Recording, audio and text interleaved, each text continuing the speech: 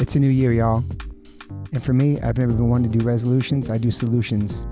And for the past almost 2 years, I've been drinking AG1 every single day, thanks to my brother, Dr. Andrew Huberman, who turned me on to this incredible product. Every day, every morning, no exceptions. Just one scoop and a glass of water. They also make packs that you can travel with. That's been very, very helpful for me as a active touring person. Having these packets with me all around the world has been really, really helpful. So if you're a musician or somebody that is always on the go, the travel packs are incredible. AG1 delivers my daily dose of vitamins, minerals, and pre and probiotics. It's very powerful, it's very healthy, and it's really simple, man. Healthy aging shouldn't feel complicated. The thought of taking multiple supplements and all these types of vitamins and stuff and powders, it's truly exhausting for me. I've never been one to take a lot of multivitamins anyway throughout my whole life. I always prided myself in just eating vegetables and eating all the stuff I need naturally, not in a pill form. So this is incredible. It covers my nutrient gaps. It supports my mental and physical health. AG1 is hassle-free, 60 seconds every morning. It's the high-quality ingredients of pre and probiotics, adaptogens and antioxidants, and whole food sourced nutrients. I drink it every single day. Every batch of AG1s goes through rigorous testing processes, and their ingredients are sourced for absorption, potency, and nutrient density. If there's one product I can suggest to you guys, is the AG1s, man. This has been a life changer for me. So go to ag1.com/OLLC and you can get a free 1-year supply of vitamin D3 and K2 and 5 free AG1 travel packs with your first purchase. With AG1, I know I'm getting essential brain, gut, and immune health support, vitamins, probiotics, and nutrients for the day, and it's helped my mental and physical. So if there's one thing I can recommend to you guys, it's AG1s. It's my nutritional insurance. I pride myself as almost being 54 years old, not going to the doctor all the time. Knock on wood. I've been healthy my whole life and try to strive to be a healthy person, stay young, stay full of energy, and still do the things I love that I did as a kid. That's why I still skateboard, play music, exercise. So start the year off right. AG1, ag1.com/OLLC. Yo, Liquid Death, thank you so much for hydrating all my guests, taking care of me and my family and my friends. Love your water, love your brand, love what you stand for, love what you give back to the community. If you want to learn more about Liquid Death and how it started, listen to episode 115 with the co-founder, owner, and creator of Liquid Death, Mike Cesario. Just a punk rock skateboarding kid from Delaware with a dream. It's an incredible story, incredible journey. So if you go liquiddeath.com/Toby, you get free shipping on any items you order from liquiddeath.com. If you want to just get Liquid Death water, go to amazon.com. But for the merchandise and other cool items, exclusive items, go to liquiddeath.com/Toby and get free shipping. Thank you so much, Liquid Death. Death to plastic, murder your thirst, stay hydrated. You know H2O saves lives. I say your last name Rykman, right? Rykman, yeah. Okay, good. I never really caught you from your last name. That's true. Karina Rykman. Good. Rykman. Glad you're checking now before you hit record. I always do that. I'm the worst with like fucking... I'm recording right now too. I'm the worst with like last names. My friend Joe, who does the producing and editing. Hi, Joe. You know I always fuck up people's last names. So anyway, welcome to the One Life One Chance podcast. I'm your host, Toby Morse. Today I have a very, very special guest, my friend from Money Making Manhattan, born and raised New York native. Probably not many New York natives on this podcast.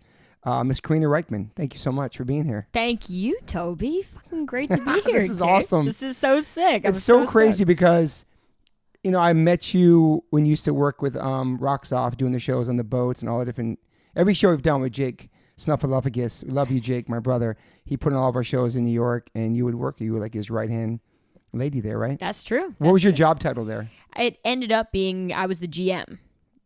At the end of the day. The GM of Rocks Off? Yeah, and, you know, especially, when Jake moved to London for those few years. That's right. He really just threw it to me in a big way, and I was like really in over my head.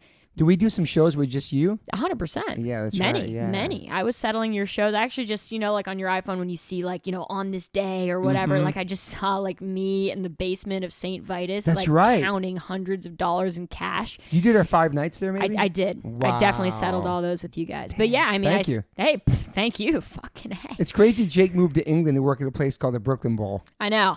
The irony's not lost on any of us. Is there like a London Bowl in Brooklyn or something? That was just so random that happened. I think there's another one in Vegas or something There's too. a Brooklyn Bowl in Vegas. There's a Brooklyn Bowl in Nashville. There's one in Philly. It's just a brand, and it's just it's out here. But yeah, no, I mean, I started working for Jake when I was 18, literally the summer between high school and college. Wow. And then he employed me right off rip. You know what I mean? Like I had a salary. How'd you guys meet? I met because I was in a band that played on the boat. Okay. The summer between high school and college. What was the band called? That band was called Sound of Urchin. Nice. And yeah, that band was super sick. What does that mean, Sound of Earth? That's interesting. It wasn't my band, you know what I mean? I was okay. like a hired gun in the band for sure. And it was, full of people that were well older than me. It was like they were like a late 90s band that was signed to RCA. Oh, shit, okay. And my boyfriend at the time, we were like the 18-year-olds in the band that like, came in to like... Take over. Well, sure. You know, we definitely were playing and adding something. You know what I mean? That seems to be the theme. Like we just played with Suicidal and like the drummer's 21, the bass player's 19. I was thinking about that, and I was thinking about, because of course I came and saw you guys in New York City, which was the best. That was really fun. It was fun to see Max and you know, and the bass player of Suicidal being Rob Trujillo's kid and all that, like amongst all you seasoned vets. That's you need some youngsters in there, like to I don't know. I feel like a different band in Fair Reborn with having Max, not because of my son, also because he's a great player, but just that young energy, you know. It's a beautiful thing. I am all about it. I think so. You've always kind of played up until most recently doing your solo stuff, playing with older Fish too as well, right? Well, there's it's just a sound check at Madison Square Garden, or was it actually a show? Well, that sort of was like the thing. That was 2018. I got invited to sound check with the band Fish at Madison Square Garden. Why just a sound check? Well, I mean, nobody's ever done that, for the record. Like, so in the Fish world, like that's considered like some crazy ass shit. Oh my God, people like literally come to my shows because they know me from that, which I know sounds like a crazy cult thing, which it is. Like Fish is a crazy ass world, but no, Trey, the guitarist and singer of Fish, like produced my record and plays on 5 of the 9 tunes and blah blah blah. So that's how old is that guy? That guy is pushing 60. You know, he's maybe 58, I think. That's crazy. But he's been a mentor forever. And yeah, I mean, I played in a million bands in high school with kids my own age too, you know what I mean? But I've been lucky, more than lucky, to have these incredible mentors in these bands that are well older than me, you know, and Dave Drywitz from the band Ween. I'm wearing a Ween t-shirt right now. He's the bass player of Ween. He was my main mentor, like my main musical mentor, who basically led the way to me joining this guy Marco Benevento's band. Yes, yeah. And that was my main was, you know. And who is he? He is a gifted keyboard player who, you know. Where's he from? He's from New Jersey, but he lives in Woodstock, New York now. Okay. And he's an incredible artist. He's, you know, when I got that gig, when I turned 22, that was like, oh shit, Karina, like you're a bass player now, like, yo, this is big. And it was Dave from Ween who put me up to that, you know? That's cool. So I had big shoes to fill. Shit was crazy. Shit still is. And I'm, you know, that's people, nobody would know about me if it wasn't for that Marco gig. Okay. You know what I mean? Like that brought a huge light to, I mean, I was playing in 5 bands going nowhere before that. You know what I mean? And working for Jake. And like, I really thought the direction of my life was going to be working in the music business. Okay. Even though I was a player all that time, you know what I mean? But like, again, I graduated from high school. I get this job, right? And I had a salary all throughout NYU. Like I was working for Jake, like really, truly. So I was just like, okay, like here's a clear path forward. You know what I mean? As opposed to like, I was never going to stop playing music, but there wasn't necessarily like a clear path forward for me in that, even though I was playing all the time, playing lots of bands, but lots of bands that were just, you know, local and whatever, and all, you know, which were fucking awesome. And I, you know, that's where you get good at the instrument and like learn how to play with people. What were you studying in NYU? I went to the School of Individualized Study, Toby. It's called Gallatin. Okay. And at Gallatin, you get to construct your own major. Wow. And that they let you, you know, in that they let you just take classes at all the different NYU schools and what, you know, suit yourself basically. Okay. And mine was called Invention and Distribution in Contemporary Music. Wow. Oh, baby. So creating music and then distributing. Exactly. So it was literally the 2 sides of my life, the business side that I was involved in and the intangible creative side. Wow. You know, and I took classes on both ends and I did the same shit in real life, you know? That's cool. I was, How long are you in school for? How long did you go for? The whole time. I graduated on time with honors, all while touring. It's amazing. And holding down a job, and all that shit. So it's crazy. It's crazy. So before music, like, what were you into before you started playing music? Like, how were you as a kid? That's a great question. I mean, everything definitely changed in 8th grade when I picked up a guitar. Yeah. Like, that was a whole thing. And I was definitely, like, into music in those earlier middle school years, like 6th grade, 7th grade, 5th grade. I was into music, but, like, I'm from Manhattan, right? We have a lot of bar and bat mitzvahs, Okay. And at the bar and bat mitzvahs, like, I would be the last person on the dance floor. You know what I mean? I would know every word to every hip hop song. Like, you know what I mean? Like, I would grab the mic from the person and just, like, That's awesome. I was way into dancing, way into music, like, but hip hop dancing or all kinds? I mean, I was definitely doing the worm on hardwood floors at any occasion, Sick. It was out of control. Were you always like so I was into all that. like an outgoing person? Very. And like very into, I guess I was sort of, almost I don't want to compare myself to Max, but you know what I mean? I was into anything with wheels on it. I loved You skated sports. too? Oh yeah, fuck yeah. That's like I was sick. super tomboy, always with a pack of dudes, you know what I mean? Like skating, biking, playing ball, like Playing anything. sports in school too? Played a lot of sports, but not, again, like the sort of story of my life. I never did anything like the orthodox way or like the regular way you're supposed to do it. So I was never on a team. I was never like, doing anything properly, but like in school, just like at recess, I was playing soccer like a maniac. And then It's cool. basketball, all that shit, So Yeah. if you look at pictures of me when I'm like in 3rd grade, I'm definitely like, look like a little blonde surfer dude. It's like absurd. And I'm just like, in my pack of boys just like doing tomboy shit, Wow. Big time. And you were a good student too, obviously. I was a good student. I was definitely like a class clown in a lot of ways. Anytime you can make a joke out of something, I was definitely making a joke out of something. So that was big. But I always, I feel like, being an only child, like you sort of learn, or at least I learned, to like, or what they say about only children, you like peer with adults. Yeah. You know what I mean? So I feel like I learned very early on Max too. how to communicate with adults. Same with Max. Yeah. Right? For sure. So like even if I was like sort of a class clown for all of my life, I was also very able to just like talk my way out of a paper bag. You know what I mean? Yeah. And I could just be like, yo, like I'm going to convince you that I'm wildly intelligent and like crush this paper and be good to go. But also I'm going to be the funniest person in this class. But still get good grades, yeah. Oh, fuck yeah. Yeah, absolutely. And were your parents strict because they were professors from Columbia? yeah, they're definitely not strict at They all. weren't strict about your grades, nothing like that? No, I mean, I think we all wanted me to get good grades. You know what I mean? I definitely wasn't a fuck up in any way, and I took that shit. It's not that I took it seriously, because I didn't take it seriously the way like good students take their work seriously. Yeah. But like, most things came pretty easy to me academically. Not math. My math was fucked Yeah, up. math is horrible. I got a perfect SAT score in English and a horrible one in math. And like, thank God NYU let me in with that. You know what I mean? But no, my parents were they're the best. They're super, like, yes, they've taught at Columbia for like 40 years, right? But they have a very, kind of artistic mindset about shit, if that makes sense. And they're like, still together? Oh, yeah. It's so cool. Totally. How many years together? Whew. My God, married in 83. So what's that, 40 years? And then they waited a decade till they had me. It's pretty So awesome. I came out in 93. Yeah, so they were probably traveling or living or doing things, and yeah. They just, like they wanted to set shit up such that It's nice, man. I could be, they've given me everything. Sounds amazing, actually. I don't know anybody that really...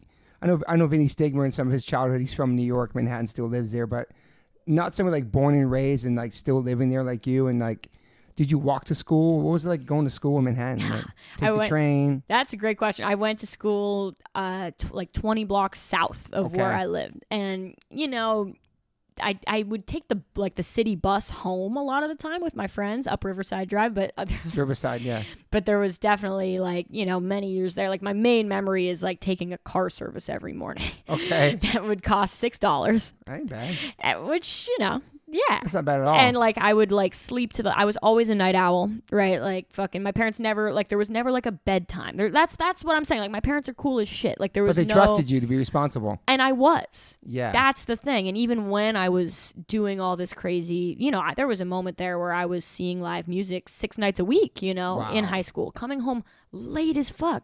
But again, completely honest, communicative, not doing anything shady. Thing. Yeah. I never drank. I never like did any drugs. I was completely really never, all through high school. All through high school, nothing, zero, Wow.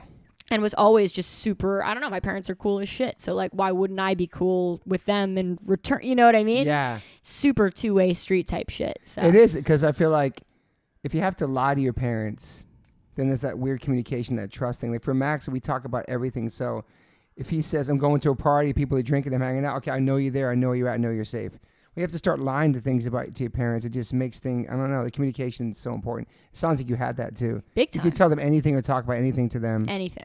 Oh, yeah. And still do. Still, and they're so just, they're smart. That's the thing. Like, they're fucking smart. Like, I appreciate their input on shit. You know what I mean? They actually listen to it. Oh, my God. Like, because they don't, a lot. I have plenty of I have friends with parents who I would be like, I wouldn't listen to a fucking word that you say because you're whack. Yeah. But my parents aren't whack. You know what I mean? Yeah. Like, what did they want you to do besides music? Was there any goals? Nothing like that? That's the thing. Like, that's It's another. wherever you want to be creative. Big time. Or just be like, they would say, if they were sitting here right now, they would be like, we would never come up with something that we wanted you to do. We want you to be you, and that's the vibe. That's the bottom line. Like, which I know I'm so lucky to sit here and say, because I know so many people that don't have that for a second. You feel no pressure, like, I want to be a professor or do something they would do in education. Zero. Yeah. Well, there was just, and also I'm so unequivocally myself, you know what I mean? There was just not... Talk about something I don't want to do is be a professor, you know what I mean? Yeah. I come from a long line of professors, man. Yeah. Were they playing music in the house too? A little bit. My dad, my dad's a philosopher and like writes books and gives lectures and flies around the world doing all this crazy heady shit. Oh, it's cool as shit. It's amazing. Like still doing it. Still doing it. And he's not young, My guy's 77, but he's out here definitely, doing. It's incredible. It's really incredible. 77, wow. I know. And my mom's about to be 73, which is crazy. So and they're still like walking around Manhattan. They walk 5 miles a day in Riverside Park. They walk to school, meaning Columbia, every day, which is so sick. They're in amazing shape. The picture of health. Never had any health problems, knock on wood, Yeah, that's what I miss about living in the city is walking everywhere. I do miss that. Sure. Driving's the worst. I feel like that's why I could never live here, because I know you don't have a car now, right? But you have a license. No, I don't have a license. No license. I had to get mine at 33. My wife's like, if you don't get a license, you're not going to be able to drive me to the birth of your child or be in the room. So she made me step it up, and I drove her to the hospital, white knuckling like an old lady. Yo. And Max was born in the hospital. But I did that because I had to step it up as an adult. That's amazing. But you really have to grow up living in Manhattan as far as like responsibilities wise. Is that you can pay your rent, pay your bills, but like owning a car and shit like that, it's like my parents never had a car, you know what I mean? Wow. There's no car. There's no and I tried when I turned 18. I was like, oh yeah, fuck yeah, like driving, right, that's cool, upstate, whatever, yeah. Sure, I don't know. So but like in New York, you like get when your parents don't have a car for you to practice on, which we didn't, you like call like a driving school. And then some dude like comes to your apartment building, is like, I remember this dude, he was so fucking funny. His name was Alberto. He's like, hey, get in, rock star. All right. Make your next available left. And I'm like, yeah, all right.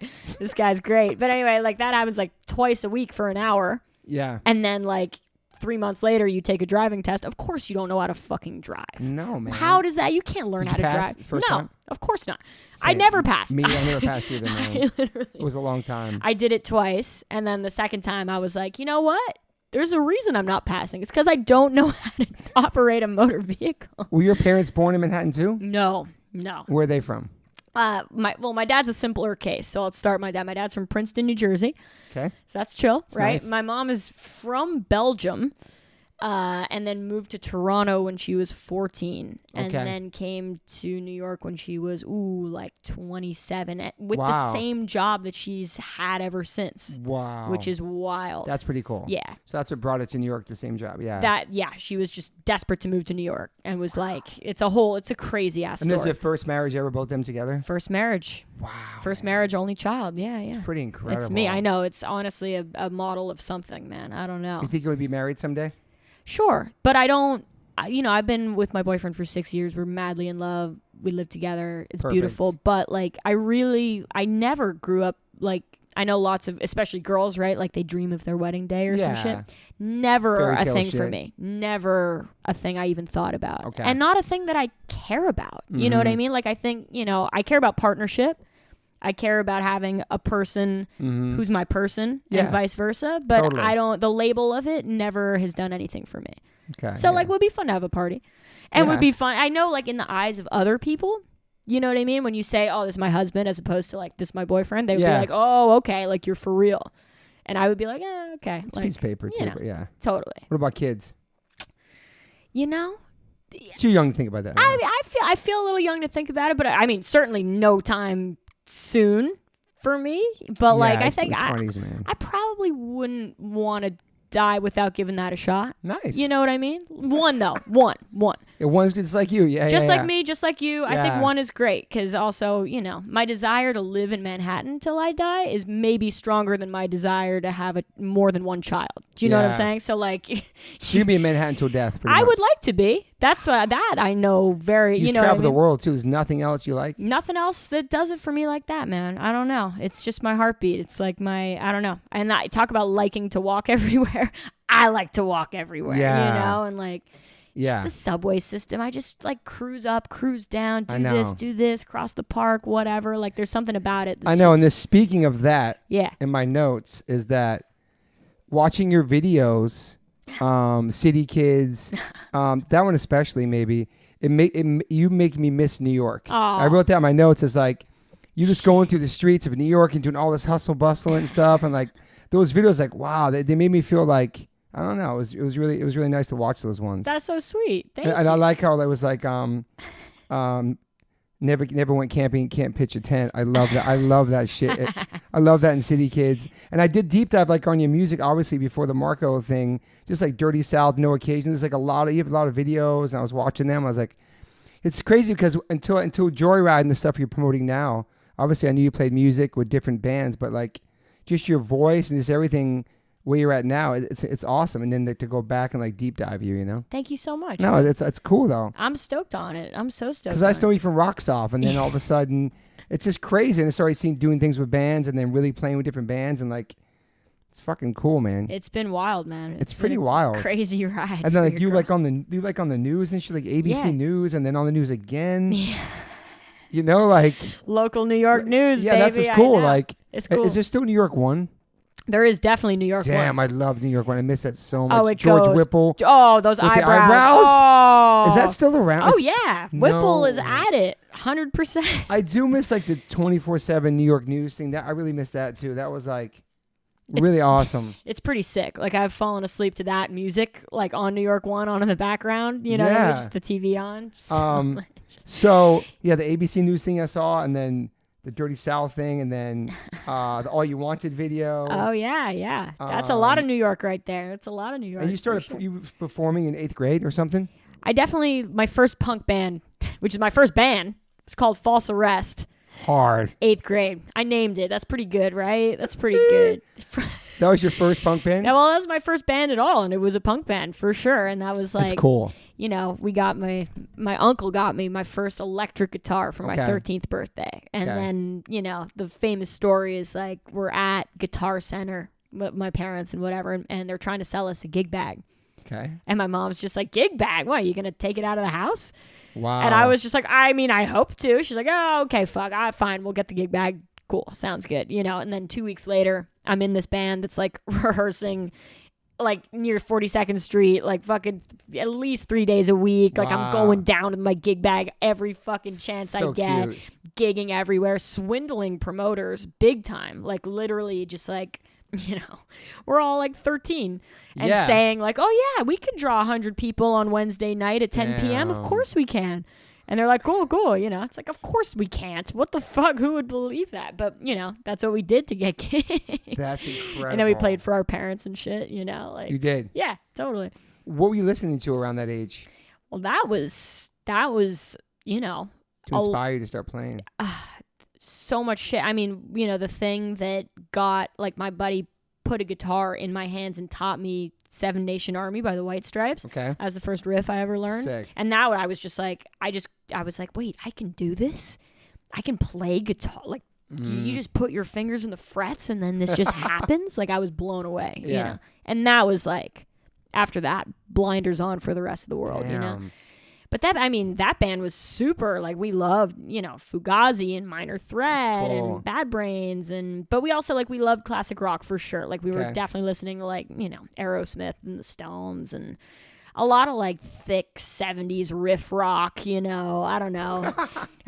Joe Walsh. Were you too young to go to Zeppelin. shows? Were you sneaking into shows too? Like, I was definitely going to all ages shows, Yeah, all which ages shows, there were plenty in New York, you Yeah. know? Yeah, I was seeing, I also, I loved, you know, a lot of, like, indie rock was kind of big at the time, you know, so I loved, like, Block Party and, you know, Franz Ferdinand and bands like that. You know, I was into, like, a lot of guitar indie rock that was popping off around, like, this is, like, 2007, 8, right? Man. So that was definitely I loved the Black Keys back then. They were kind of popping off then. And what about, like, your first show you went to?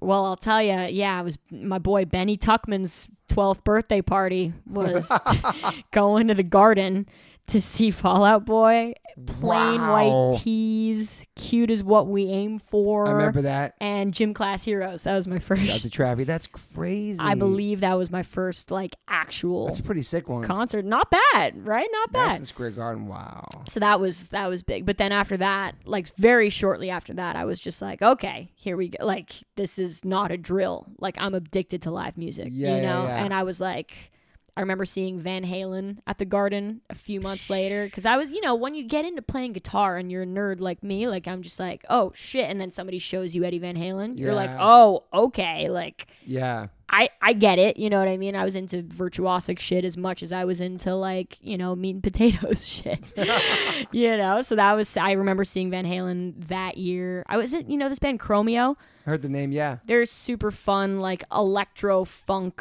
music that I actually just saw them 2 weeks ago too, and they're still doing it. I was way into Chromeo, saw a bunch of Chromeo in 2007, 2008. So they're still around. Big time, and killing it, and super killing it. A lot of shit. All kinds, like a diverse all palette kinds of shit. music. Yeah. And then very quickly after that, Metallica and Slayer and Megadeth and Testament and Anthrax, like a big Priest, all that shit. Yeah. Oh yeah, big thrash metal moment for your girl for sure. Okay. But diverse as fuck, you know. But also into hip hop too and everything else. Big time. Especially growing up in Manhattan. I mean, it's like the Mecca. Oh, dude. Yeah, I mean, literally, like, I remember, you know, there was like a September 11th benefit show in 2009, right? So, like, just a year later, and that was Jay-Z, Beyonce, Alicia Keys, like, everybody on the, like, and I was definitely all up at that. That's sick. Loving hip hop, loving metal, loving punk rock, and then jam bands found me. So a jam band for the listeners, is that like a fish? That's a fish. Okay. That's a fish. Honestly. And they're the biggest. They're like the Mecca. They're like. That, in terms of right now, yes. You know, there's also. They have songs, but they're jamming for hours. So. Break it down for listeners. Let me tell you, Toby, I'm so refreshed to be on your podcast right now where you don't know about fish. Because most people, they have me on their podcast and they're like, so tell us everything you know. Like, you know what I mean? Like, the listeners might know, of course. No, this is good. This is I know Fishbone. Dude, I know Fishbone too. That's what I'm talking about. But Fish, it's like the Grateful Dead, the whole world. It's not really my world. I respect it. I get it. I understand the cult followings of it. And yeah, I mean, it found me in a very, you know, kind of serendipitous and, again, an unorthodox way and whatever, where I went to school, like to middle school with Trey Anastasio. He's the guitar player of Fish. His kids, his 2 daughters. Got you. So I knew them. And those were You knew years, about it back then, okay. Well, I went to school with them, but those years were when Fish was disbanded. They were disbanded between like I'm going to get it wrong, 2004 to 2009. Okay. I think that's actually very correct. Okay. But those years they were disbanded, whatever, and then they came back like so strong, popped off. You know, it's not like their business ever waned. You know what I mean? But like, you know, this band, you know, can play 13 nights at Madison Square Garden and not do a single repeat of a song. Wow. That's what we're talking about, you know? That is crazy. So when they came back in 2009, the family was like, hey, Karina, you want to come see my dad play a concert at Jones Beach, like the big amphitheater? And I was like, oh, yeah, your dad is in a band. I think I knew that. Yeah, sure, totally. I didn't know shit about the music. I checked it out on iTunes. I didn't particularly like it, you know? And then I went and was just like, I was like, this atmosphere is fucking crazy. Is it like...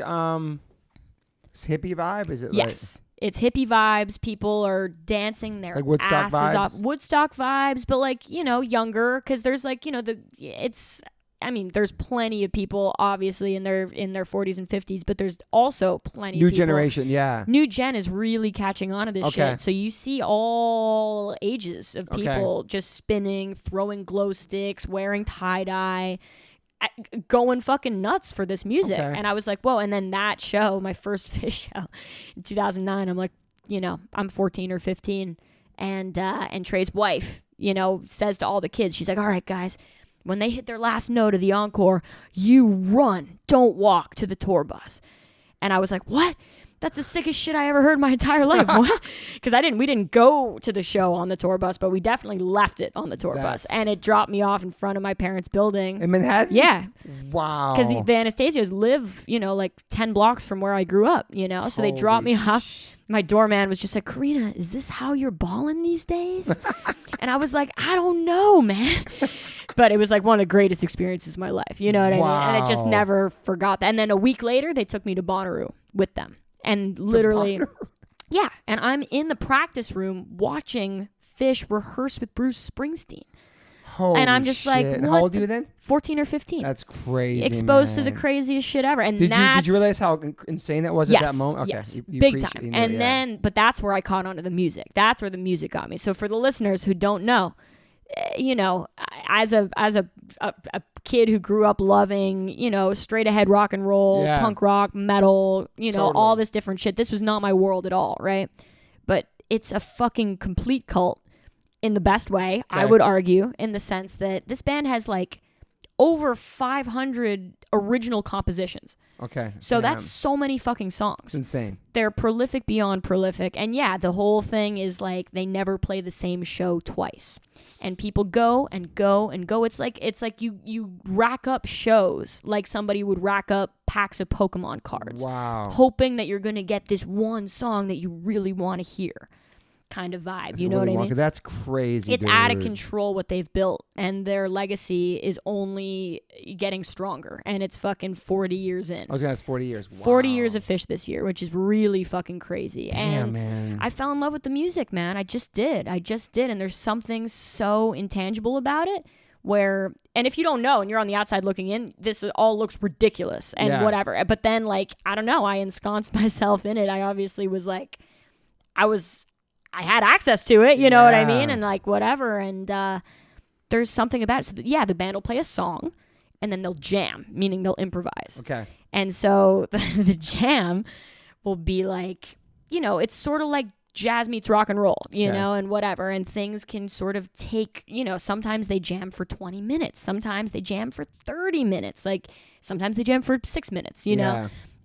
But, you know, the fans love the jams, right? And the arc that a jam can take, where it starts down here and then they slowly escalate it up. And then by the end, they're fucking raging and everybody is freaking out and the lights are going insane. It's a crazy thing to behold. It's a cultural phenomenon that I'm proud to be in on, you know what I mean? Because it really did something for me, you know, back then, and it still does, you know? You still connect to it, Oh, in such a huge way, you know? And there's something about the audience and the performers being in on the same thing in the sense of like all in tune with each other. Everybody's taking risks. They're, you know, people on stage, they don't know where a jam's going to go. They don't know if it's going to fall flat or be whack. And it is so much of the time. But when it isn't and it's dope, people are freaking the fuck out. Damn. And it's like it allows for things to reach these crazy fucking heights. Gotcha. You know, musically, it's crazy. It's really a wild thing. How many times you seen them? A lot? 140. I knew you'd like that. Holy shit. Yeah. Since 2009. And you never gets boring. It's a different set. Yeah. Different set every time. So many different songs. Incredible compositions, like Zappa-esque at times. But the fucked up thing about this band, Toby, is like, you know, you could hear one Fish song and be like, it's super whack, right? Which would be super fair, right? But they like are genre fluid. Yeah. In the way that I think I am. You know what I mean? Yeah. Where like sometimes you'll hear a tune, you'll be like, this is like fucking bluegrass. Mm-hmm. And then you'll hear another tune and you'll be like, oh, this is like the Talking Heads. And then you hear another tune and you'll be like, this is like fucking metal. So it's all different. It's they don't give a fuck. Okay. It's crazy how it and they're so punk rock in their ethos in that regard. Yeah, I'm sure. They just fucking, you know, people try to put them in the box and they're like, hell no. You know? And they take every opportunity to subvert what you think they're going to do. You know what I mean? Man. Never Keep pandering. Never pandering. They just fucking go. They march to the beat of their own drum. And they're not like a big radio play band. Never. They never had a hit. Videos. But they can sell out 13 nights at the Garden. That's fucking amazing. It's what they've built. They're like the biggest indie rock band of all time. Okay. In the sense, and by bigger the way, than the Dead? And the Dead still plays though, right? Well, the Dead, quote unquote. Is there beef with are they friends? They're friends. They're definitely friends. But like, you know, the remaining members of the Grateful Dead, they called themselves Dead and Company. Okay. I don't know if you know about this. They just they played their last show ever. Theoretically, ever. As Dead and Company. Did you go? I did not go. They were in San Francisco. That was never. I mean, you know, I appreciated Dead and Co. for what it was. That was the one with John Mayer in it. Okay, yeah. Did you see this at all? I did see that. It became pretty mainstream in a lot of ways, in the sense, and same shit like as Fish, in the sense of like these guys, they're playing stadiums, they're playing, you know, fucking Citi Field, and they're like Folsom Field, all this shit. Like they were, you know, it was between them and Fish for the biggest band that does this sort of thing. Got you. And the Grateful Dead probably was bigger than Fish, you know, in their heyday, and of course big enough that the fucking 80-year-old remaining members can literally still fill stadiums, you know, like it's ridiculous. And damn, man, it's just a crazy thing, man. But the merch kills too. The merch, it's I see out Fish of control. Merch always, dude. The merch kills, and they talk about being fucking business savvy.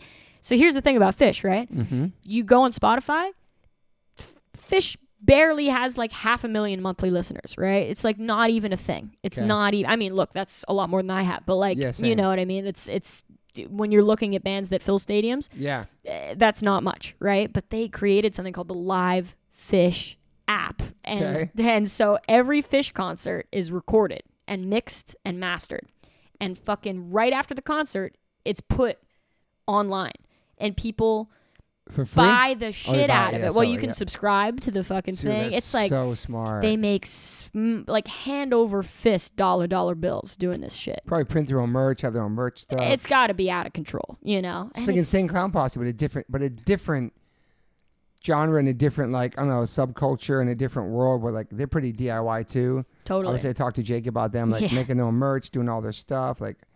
Totally just smart, but it's just a different world because it's interesting. It's it's bizarre. I got to check it out someday. I think I'll take you. I'll take you. Yeah, we'll have a blast. Are people all like tripping on acid and like all? There's a lot of people tripping on acid, no doubt. But there's also, you know, that's the fucking crazy thing for, you know, there's plenty of people who are not tripping on acid. For sure. But yes, there are plenty of spun out people, you know. But there's like it's all the peaceful lawyers. There's like, it's definitely all peace and love. But there's also like the doctors, the lawyers, the business executives who like got a suite for their whole company, and they're like, oh yeah, Fish is my favorite band. Wow. Like there's a lot of like white collar Fish people, which is very bizarre. Mixed that in interesting. With these very down and out hippie types, which again, you never really, for every like 22-year-old girl in tie-dye who's just like, I'm selling grilled cheese to get home. She's also like driving home to like Rowayton, Connecticut in her daddy's Porsche. You know what I'm saying? Yeah. Like it's very interesting. Same thing with squatter punks and shit like that. That's like not right. Real. Yeah. There's plenty of that. Damn. Where you're like so crazy. You're like, man. are you down and out or are you like bawling? I'm confused, you know? So there's definitely like weekend warrior squatters and shit like that. People just trying to slum it and don't really have it. Sure. It's wild shit, man. It's a crazy subculture. And you grew up get a good life living in Manhattan and beyond. Yeah. I mean, I know, you know. But you still work hard. I love that. Oh, yeah. Definitely. Like, I mean, I wasn't, you know, we're not like balling. Yeah. By any means. You know, my parents are professors, not business executives. You know what I mean? So I went to private school and you know, definitely went to school with a lot of people who were more, you know. How was private school? Prep school is great, man. I mean, again, like I did it was all, I'm telling you, like that's So you love your whole life growing up in Manhattan. Incredible. I wouldn't, you know, like I can't even imagine. You seem like a person's like drama free, all kind, like you just live your life. And it was great. It was really great. I definitely, like, you know, the kids like in high school and shit. I went to the same school. Bullies and shit. Well, you know, like I went to the same school my entire life from age 3 till I graduated. Holy crap! Like I'm telling you, with some of the same kids too. Yeah, they call them lifers. Wow. You know what I'm saying? So like, holy shit! And my grade was 43 kids, so it's like small. That's crazy. What was the school called? It's called Calhoun. Okay. On the Upper West Side. Wow. Very progressive, liberal as fuck, like cool. Like, you know, again, if I were to ever procreate, I would hope my kid would be able to go there. You know what I mean? That's the crazy, like, you know, my parents just like. You guys growing vegetables there and stuff?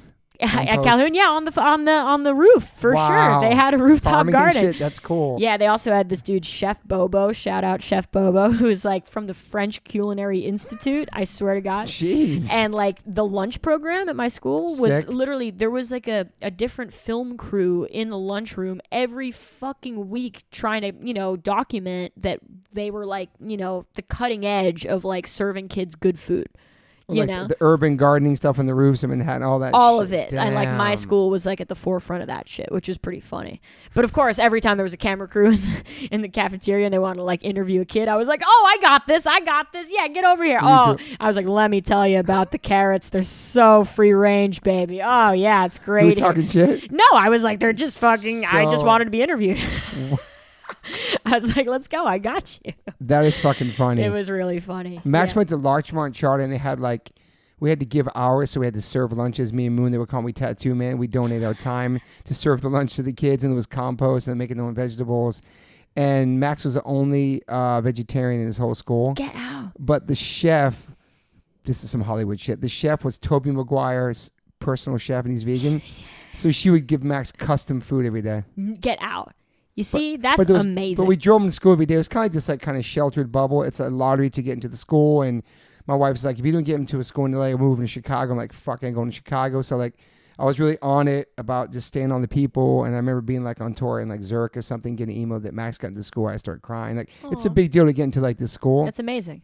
But when it was time to go to high school, Max was like, I'm done with this fantasy. I want to go to school where there's bullies and lockers. Word. So then he auditioned and he got into Hamilton High where the Interrupters went. All three brothers from Interrupters went there, and Nipsey Hussle. Amazing. It's like a music program. Oh, fuck yeah. And he got bullied. There was no lockers, but like he got like the public school thing. Sure. Even though Larchmont wasn't private, it was very kind of like insular. In a bubble, yeah. Yeah. No, my shit was definitely in a bubble too, man. There's definitely that. And that's like not necessarily the dopest thing. But like, you seem like you're a good kid though. I was a pretty good fucking kid. I was, but a troublemaker, weren't like wilding out partying. I definitely wasn't wilding out partying. I was doing my own thing in a big way, and like all my friends were music people, you know, which also, you know, we were again like class clown for sure. Yeah, for sure. You know what I mean? Talking, but like, not assholes. I wouldn't say so. We definitely the worst thing we ever did. I'll put that. We put 100 crickets in this kid's house. That was fucked up. In his house? Yeah. We straight up. You mean Manhattan apartment? Manhattan apartment. Okay. On the 30th floor. Yeah, totally. And I was sort of... Did he deserve it? Do you feel bad about it now? Yeah, a little bit. But also... Have you seen him since? Yeah. It's also funny as fuck. We also lied about it. That was the fucked up thing. Blamed it on somebody else? Well, no, that was the thing. So like you say, right? Okay, first of all, where do you get these crickets from? From the pet store? Petco. Yeah. Oh my God. My friend Bobby had like a iguana or some shit that he used to feed fucking crickets to. What?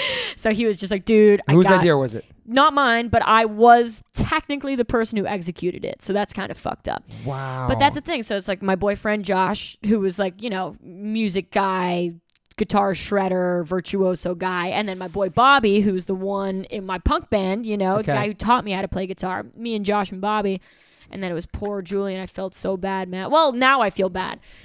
I did feel like, you know, there was remorse there. There was definite remorse there, but like I was like a good you're right. I was a good enough kid such that when fucking so this is fucked up. We do all this. I literally like, they go out on like a balcony and distract Julian. I take the crickets. I go into. So you're hanging out with him. He knows you're there, and he just like. 100%. Like that's the thing. He was our friend. Like because his parents had to clean it up too. Well, his parents literally. So like I drop him in like his shoes in his closet. You know what I mean? Which is mad fucked up. And then they're chirping and shit. It's terrible. How many were there? 100. Yeah, it was bad. But then, like, that night, we go to see 9 Inch Nails that night at Terminal 5 where you just played, which is the coolest shit ever. It was their Wave Goodbye tour. Shit was so fucking sick. One of my favorite bands of all time. Gotcha. All up in there. And then I get home from that, and my mom's like, yo, check out this voicemail from Julian's mom. And we, like, hit play on the voicemail, and she's just like, there are crickets in our shoes, in our cereal boxes, in the toaster. This is unacceptable. And I'm just like, that was the worst thing I ever did because I lied to my parents. I really did. I was like, I don't know. You never really lied to them? Never. Yeah. Never. And I kept that lie up for a long time. And so the school gets involved. And why would the school get involved? It happened off school. Well, because they're just like, yo, what? Again, because you go to a tiny private school where everybody's involved in everything. So the whole school knew about it? No, but the head of the school and like the fucking, like the people who were like our direct people. This is 9th grade, right? They're all just like. Does the kid know yet? The kid is definitely like, you guys are a bunch of fucking assholes and you put crickets in my house. And we're just like, we don't know what you're talking about. But nobody's snitching on each other Nobody's snitching on each other. And so like I'm lying through my teeth. But I think if I wasn't a part of the equation, the other 2 boys would have gotten in trouble is all I'm trying to say. Because they were like they were like the long-haired guitar player boys. And I was like, I was a more clean cut, even though I was doing the same shit that they were. But I was more like, again, the person who could talk their way out of anything. And I did. So you kept the lie alive. So I kept the lie alive, which is cool. And then literally like years later, like after we graduated, right? Bobby, my boy, is over at my parents' house for dinner. And we're all chatting, we're laughing, we're fucking having a great time, whatever. And then reminiscing about some shit. And then Bobby's like, ha ha ha ha. And remember when we put the crickets in Julian's house? And my parents were like, you did that? And I was like, oh shit. Yeah, we did that. How many years did it pass, you think? Many. Okay, like 6 or 7. Okay. And so my parents weren't bummed. They weren't bummed, but they were just like, damn, you're a good fucking liar, you bitch. Like, like they're like, wow, no way. Because the whole thing, by the way, Toby, I fucking hate bugs. Hate them. You know what I mean? To the point Spiders of like, too? oh my God, the most. It was just like it was just like the biggest breeding season.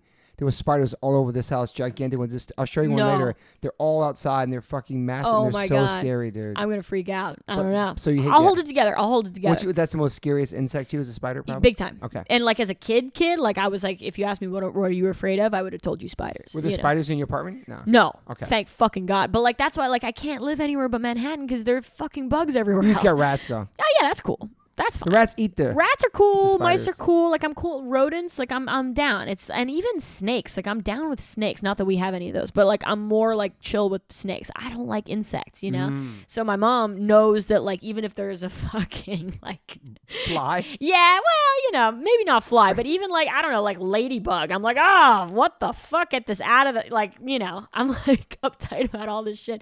So when like, the fucking principal is calling being like, did Karina put the crickets in Julian's house? She's like, no, of course not. She hates bugs. What, you think she's fucking with bugs? Like, and meanwhhile, I totally poured the bag. Where'd you carry them in? There was like in a little plastic bag. They give them to you at Petco. That's so fucking. This is fucked that I'm revealing this at the right age. No, it's okay. But that 29. person, I hope you see him in the future, and you guys can. I mean, I haven't seen him in years. I know he's still out there, and you know what? I think Julian, he knows. Oh, he definitely knows. And you know what, Julian? Fuck, man, that shit was crazy, dude. I'm sorry. That wasn't that. Is that he in New wasn't York so still, cool. you think? I think he is still in New York. Yeah. All right, next time she plays in New York, she's gonna put you on the guest list. Oh yeah, dude. Give you a shout out. Gotta catch up, man. So that's some of the craziest kind of thing you did. That was fucked up. Like that was it. Didn't get more fucked up than that in that regard. You know what I mean? Like that was kind of. What about cool. partying and drinking when you start doing that? How old were you? Like I never even tasted alcohol till I was about like, I want to say 19 or 20. you know, Yeah. and nothing else ever, you know. But then, I don't know, I was sort of just like, you know, obviously in all these like environments where it comes free. Oh, for sure. And is provided and whatever, and just was sort of like part of the whole. Oh yeah. I just wanted to be like not a 20-year-old naysayer. You Okay. know what I mean? It was more just like, okay, like, you know, I've been so and I wasn't uptight, but you know what I mean? I've been so just like staunchly like no, Yeah. no, definitely not. Yeah. Up until that point that I was just like, well, what, you know, what does this taste like? What would Yeah. this do? You know what I mean? And it was never a big thing for me in any regard, you know? Yeah. But definitely, yeah, I would say 21, 22, 23, like, you know. Experimenting with things. Definitely just dabbling, you know, only alcohol. Mm-hmm. Ever, you know? And just... No weed? No weed. Ever? There's no weed. You've never tried weed? I mean, the weed thing was Edibles? never... No. No. Like, not properly. Like, you know... So it's just drinking for you. So my band will smoke weed in the van. Yeah. For sure. And like I have definitely been in a hot boxed van before and gotten high from that. For Yeah. sure. But like intentionally, like actually, like not, you know.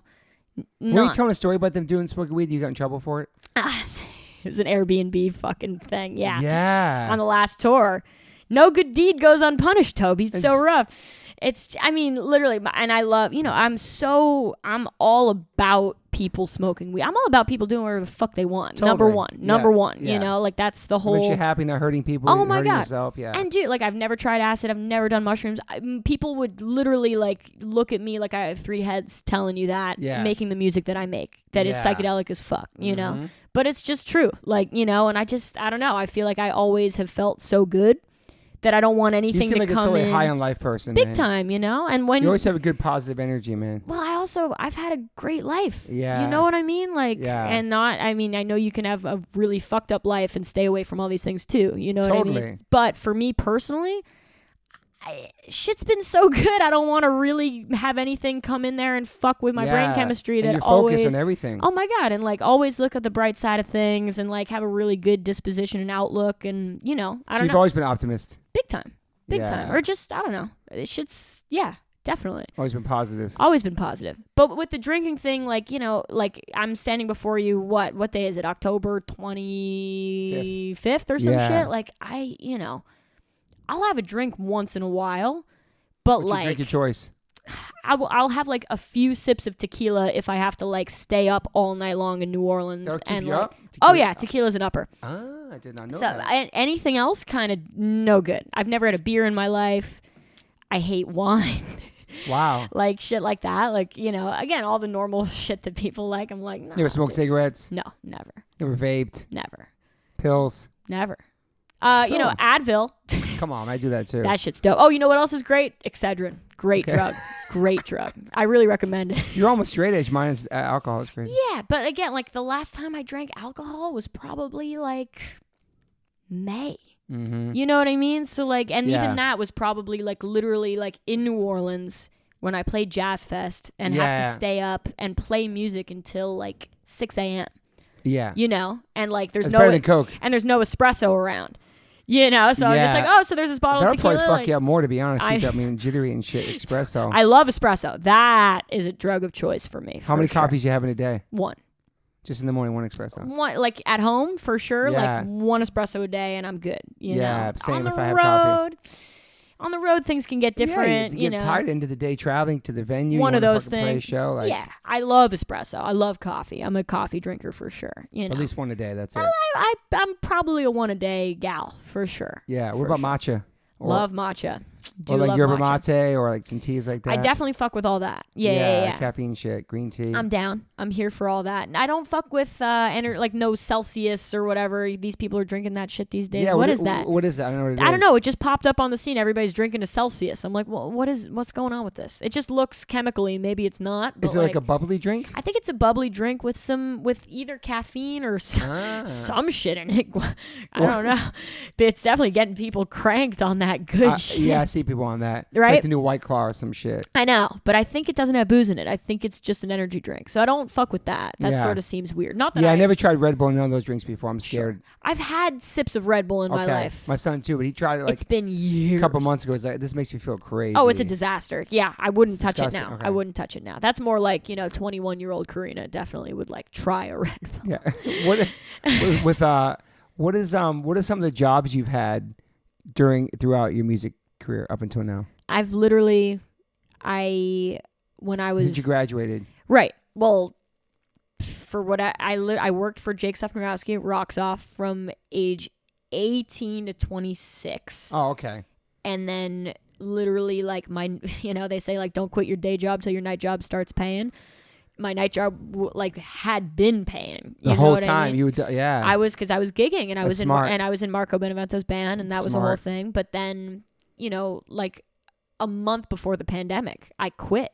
Okay. With love, obviously, with great admiration and complete, before the pandemic, yeah. A month before, so I didn't even know that was gonna make me quit anyway. Yeah. You know what I mean? No so choice. I should have just wrote it out another month. But that's when my gigs, people, it's fucked up. You've experienced this. You do experience when people start to like pay you decent amounts of money to play music for them. Yeah. Jesus fucking Christ, and like getting an agent and the whole nine. Like, so that all started around the pandemic time? It's right before, like 2019 is when my band put out, like, we'd been playing before that, but like the first single came out in 2019. The first festivals came in 2019. Yeah. Like first time we sold like a bunch of tickets, you know what I mean, and whatever, and got like some good opening slots and shit. Like that's when shit started to like kind of really congeal, Yeah. And I put out the first 2 singles in 2019, and then boom, 2020. Pandemic, you know what I mean? You were doing live streams during that too, or were you doing something? Yeah, for sure. We playing outside. Yeah, I saw some of that footage too. Yeah, me with the drone outside. It's really cool. Sure. You doing that? Well, that was the longest I'd ever lived outside Manhattan. 4 months. I lived in my buddy's house upstate. Okay. Like from March to you just want to get out of New York. July. New York was crazy. Well, it was crazy. We had no idea, but like my buddy Isaac, my best friend, I've been going to his parents' country house since we were fucking 12 years old, but he was just like, should we go to Rhinebeck? What, like literally just first weekend of any of this shit. We thought we'd be back on Monday. Totally. We you all know did, what I mean? Yeah. And it was me and my boyfriend, him and his girlfriend and his brother and his parents. And we just went up there. And boy, that turned out to be a 4-month endeavor. You were up there that long pretty much? Literally. Wow. 100%. Longest I ever not lived in New York my entire life. I mean, and it was still the state of New York. But, of course. But, it How far from the city is that? 2 hours. Okay. Just about. Were you kind of bugging out not being in the city? Was it kind of hard? I think we were all bugging out on all kinds of shit. You know what I mean? Because New York got hit hard. That was crazy. New York had it fucking crazy. My parents were still in New York, and I was worried. They stayed there too? They stayed in the apartment for all that time. Yeah. And I was worried about them because, again, they're old, you know? I got old parents compared to kids my age, you know? So I was like, oh, fuck. Like, it's crazy to stay. That's cool. It's crazy. So that was wild. And, I mean. What you guys do up there? Just like hang out, play music, whatever? Well, thankfully, except my boyfriend doesn't play music. He's a promoter and whatnot. But the rest of us all play music. Okay. So we jammed and jammed and jammed. Every night we went live on Instagram and just like fucking kicked it. And so cool. We bought a drone and started filming all this drone footage of us that everybody was like, dude, I saw the drone footage. We had no idea that was like going to be a thing. But we cooked, we hiked. Now, to get me to go on a hike, I would hike with you or Runyon. Like that. We did that one Fun. time. That was cool. Yeah. I love that shit. But like, I don't know. I'm such a city kid. Like, I know you are. The idea. I mean, that song City Kids, you're talking about all that shit. It's so fucking it's funny. real. It's real shit. I mean, but then like that's what we had for fun, So I mean, we just tried to keep it fucking tight knit and like jammed a lot, played a lot of music, wrote a lot of music, and made it back to the city after the 4th of July. Couple months, it's crazy. Yeah. Do you have friends that still live in Manhattan that you grew up with, that went to school with, you're still friends with, to hang out with? Absolutely. That's cool. Absolutely. That they're still there, like working in New York and stuff like that. All in a big way. I feel like, when you grew up in Manhattan, you either like fucking hate it or you're like nothing else could ever compare. Yeah. I feel like it was either one or the other in a lot of ways. And so there were a lot of kids that like as soon as college came around, they were like, I'm out. You know, a lot of people move to the West Coast. A lot of people. Really? Yeah, definitely. I was thinking like people want to, it's their dream to move to the big city, the city of dreams. And like as soon as they're young, go to this big city. And then growing up in Manhattan being like, I'm in the best city in the world. Why would I want to leave? That's how I felt. Yeah. But that's, you know, and I think a lot of people also feel that way, but a lot of people don't because it's it's too much for a lot of people. Too. You know, it's a lot to handle. And you definitely, when you grow up there, you definitely feel like you're like, I don't know, like when I do go to the country, I'm just like, man, like we got to make our own fun around here. Whereas like New York, everything's coming at you. But how about the space though when you go upstate? There's definitely space. It's nice. That's nice. Yeah. But I don't really, that doesn't do that much for me. You know what I mean? I understand that people want it at a certain point and whatever, but like, again, I don't know, man. I grew up in a 2-bedroom apartment. That was just fine. You know what I mean? Crazy. Like, that's all I would ever want for my life is a 2-bedroom apartment. And like, that's like the only thing I've ever coveted in that regard. Like having it the way I had it growing up in that regard. Yeah, I mean, I left New York in 2001 kicking and screaming. We lived in a 400 square foot apartment on 5th and 2nd Avenue. Oh, that's tight. By the police station, the diner on the corner. But I didn't want to leave New York because I loved it. I couldn't see beyond the buildings. But I wasn't from there, neither was my wife. But she's like, she loved the West Coast. She should go out so we can get a house, we can have a baby, start a family. I left New York kicking and screaming. It took me a while to get used to it here. I still don't like driving, but I do love the space and the weather, and I don't miss the winters and stuff. Yeah, I can't blame you for that. But it's fucking gorgeous out here. I mean, I love coming out. Like, I love LA, and I really love San Francisco. San Francisco's because it's like in New York, but it's kind of like it's more walkable. Yeah. The people are chill. The Bay Area is fucking beautiful. Like I definitely am not like I understand that people are like, we can't do this forever. You know, especially starting a family too. And like I said before, like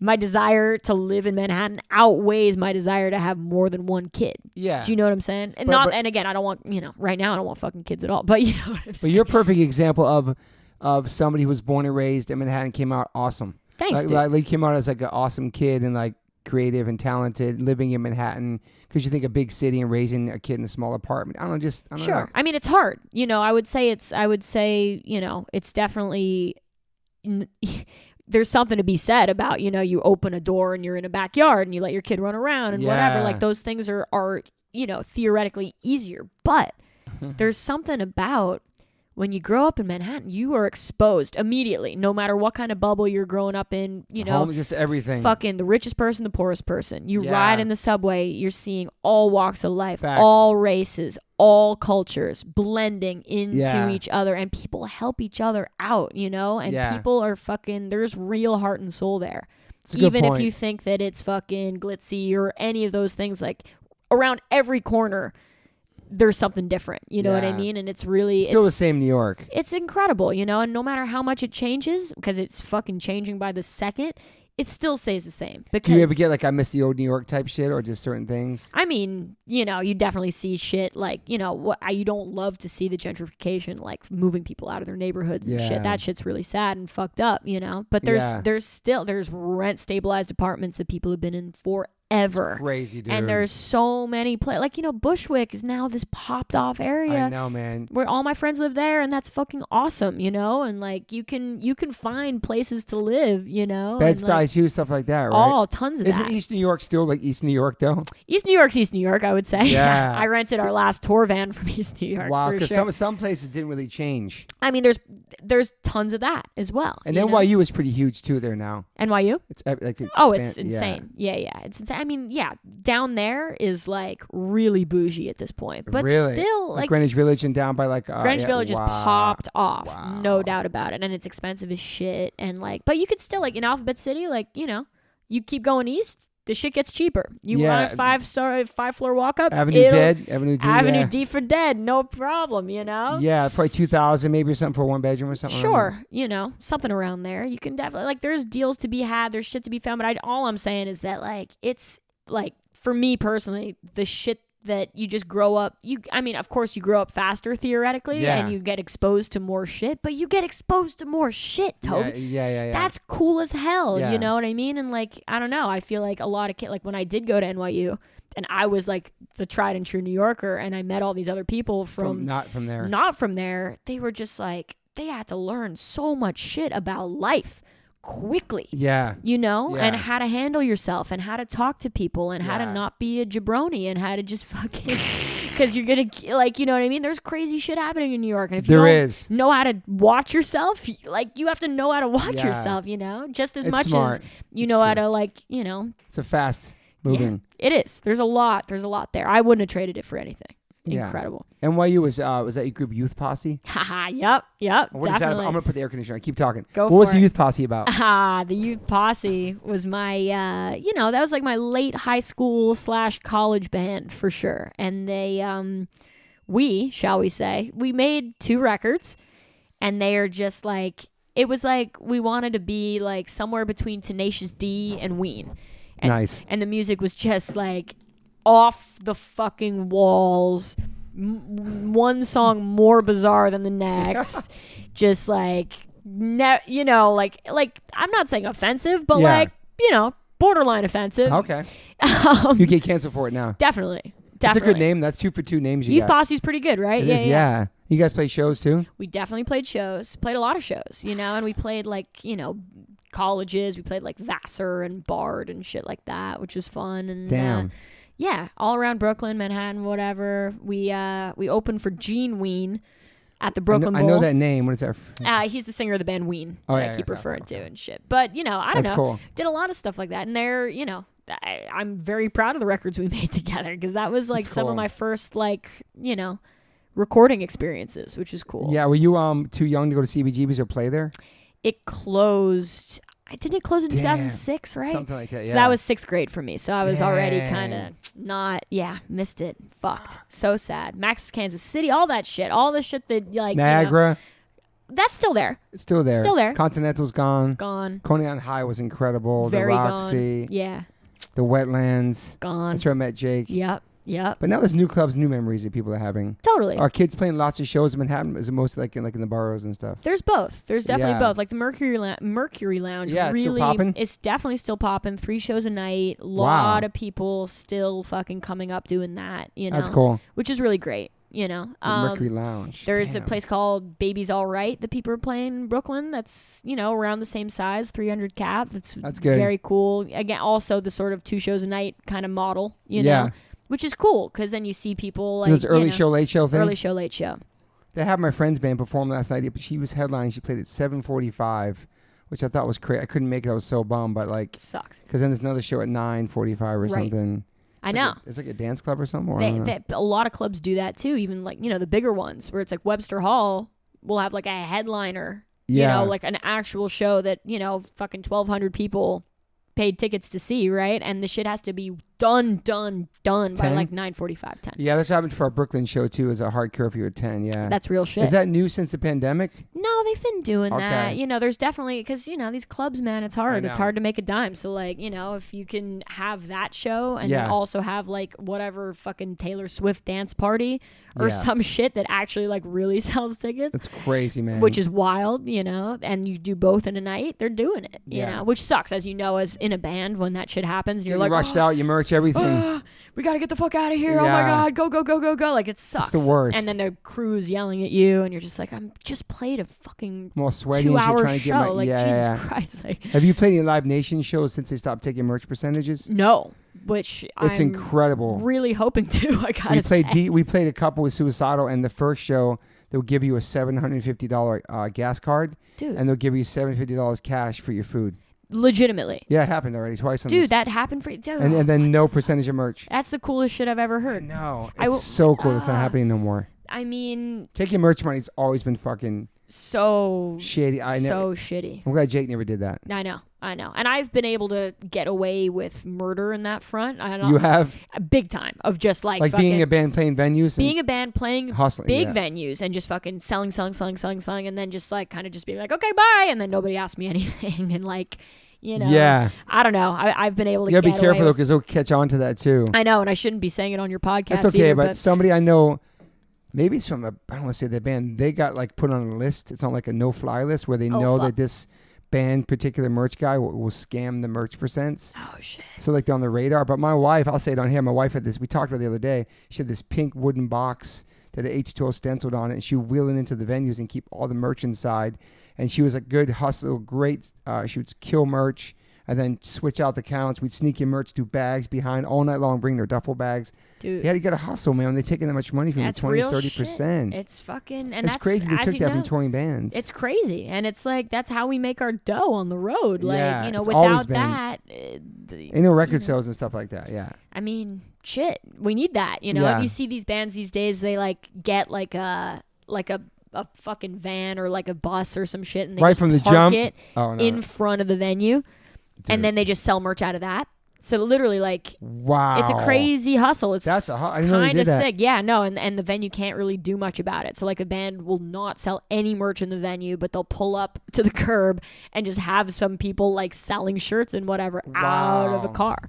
Did not know they did that. Wild shit. So that happens a lot. It's like a thing. I've definitely seen that plenty. Which is kind of because they're not in the premises or outside. That's kind of cool. They kind of can't say much. Yeah, if you're down the block, I don't know. We almost did that at Riot Fest a couple months ago. They were taking 30%. We forgot to give them the hoodies, and my wife was going to walk around and start selling hoodies, but I don't want to get in trouble. Right, I feel that. At festivals, I'm always like, I'm pretty inclined to like skip merch at festivals because of all this. I've done that before too. Yeah, and I'm just like, I'd rather not.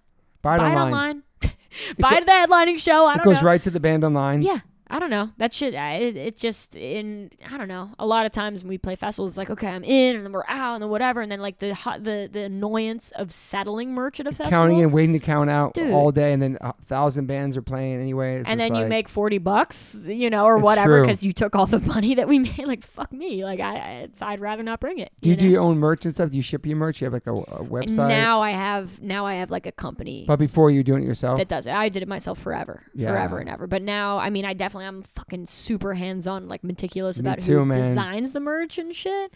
And even at shows, like to this day, if you come to my LA show on Saturday, you'll see I literally will play the show and then put down the bass, say thank you, good night, and jump off the stage and run to the merch booth and sell by myself. Sign, sell, do it, man. Whatever it is, and like, it's part of the whole thing, man. I don't even want to picture a day where I don't do that because it's important to me. Like, 100%. You know what I mean? And that person-to-person connection is like real to me. We would do that every day in the Warped Tour. We'll go meet you at the stage. We'll go right to the stage, all sweaty, meet people, talk to people. Right? And you're probably out of breath. You haven't had a fucking drink of water. Like, it's true. It's real shit. But it's important, and it really goes a long way meeting people like that directly off the stage. Big time. And that also comes because that's not really the thing to do in the world that you're in. Well, maybe it is, but like that's like more like almost like the punk rock mentality of like you're just a person like everybody else. You're gonna be right at the merch booth. I was just on this big stage, and I'm hanging out with you, and I'm accessible, and totally it's beautiful. And I believe in that shit. And I believe in that shit. I believe everything I do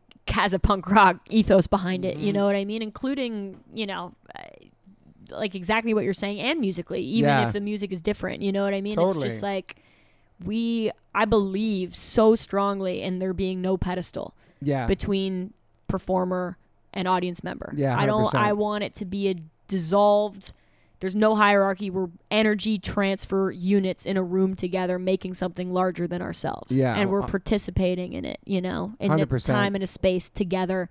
It's free from bullshit. Yeah. We dance, fucking go off, whatever. I love that. Like that's so important to me. It's a real human connection too, man. And there's no rock star bullshit here. There's no and I will say that the jam band scene is pretty similar amazing. to that too. Big time. There's no pretension. I mean, they're at least not what I've experienced. Yeah. And, which is incredible.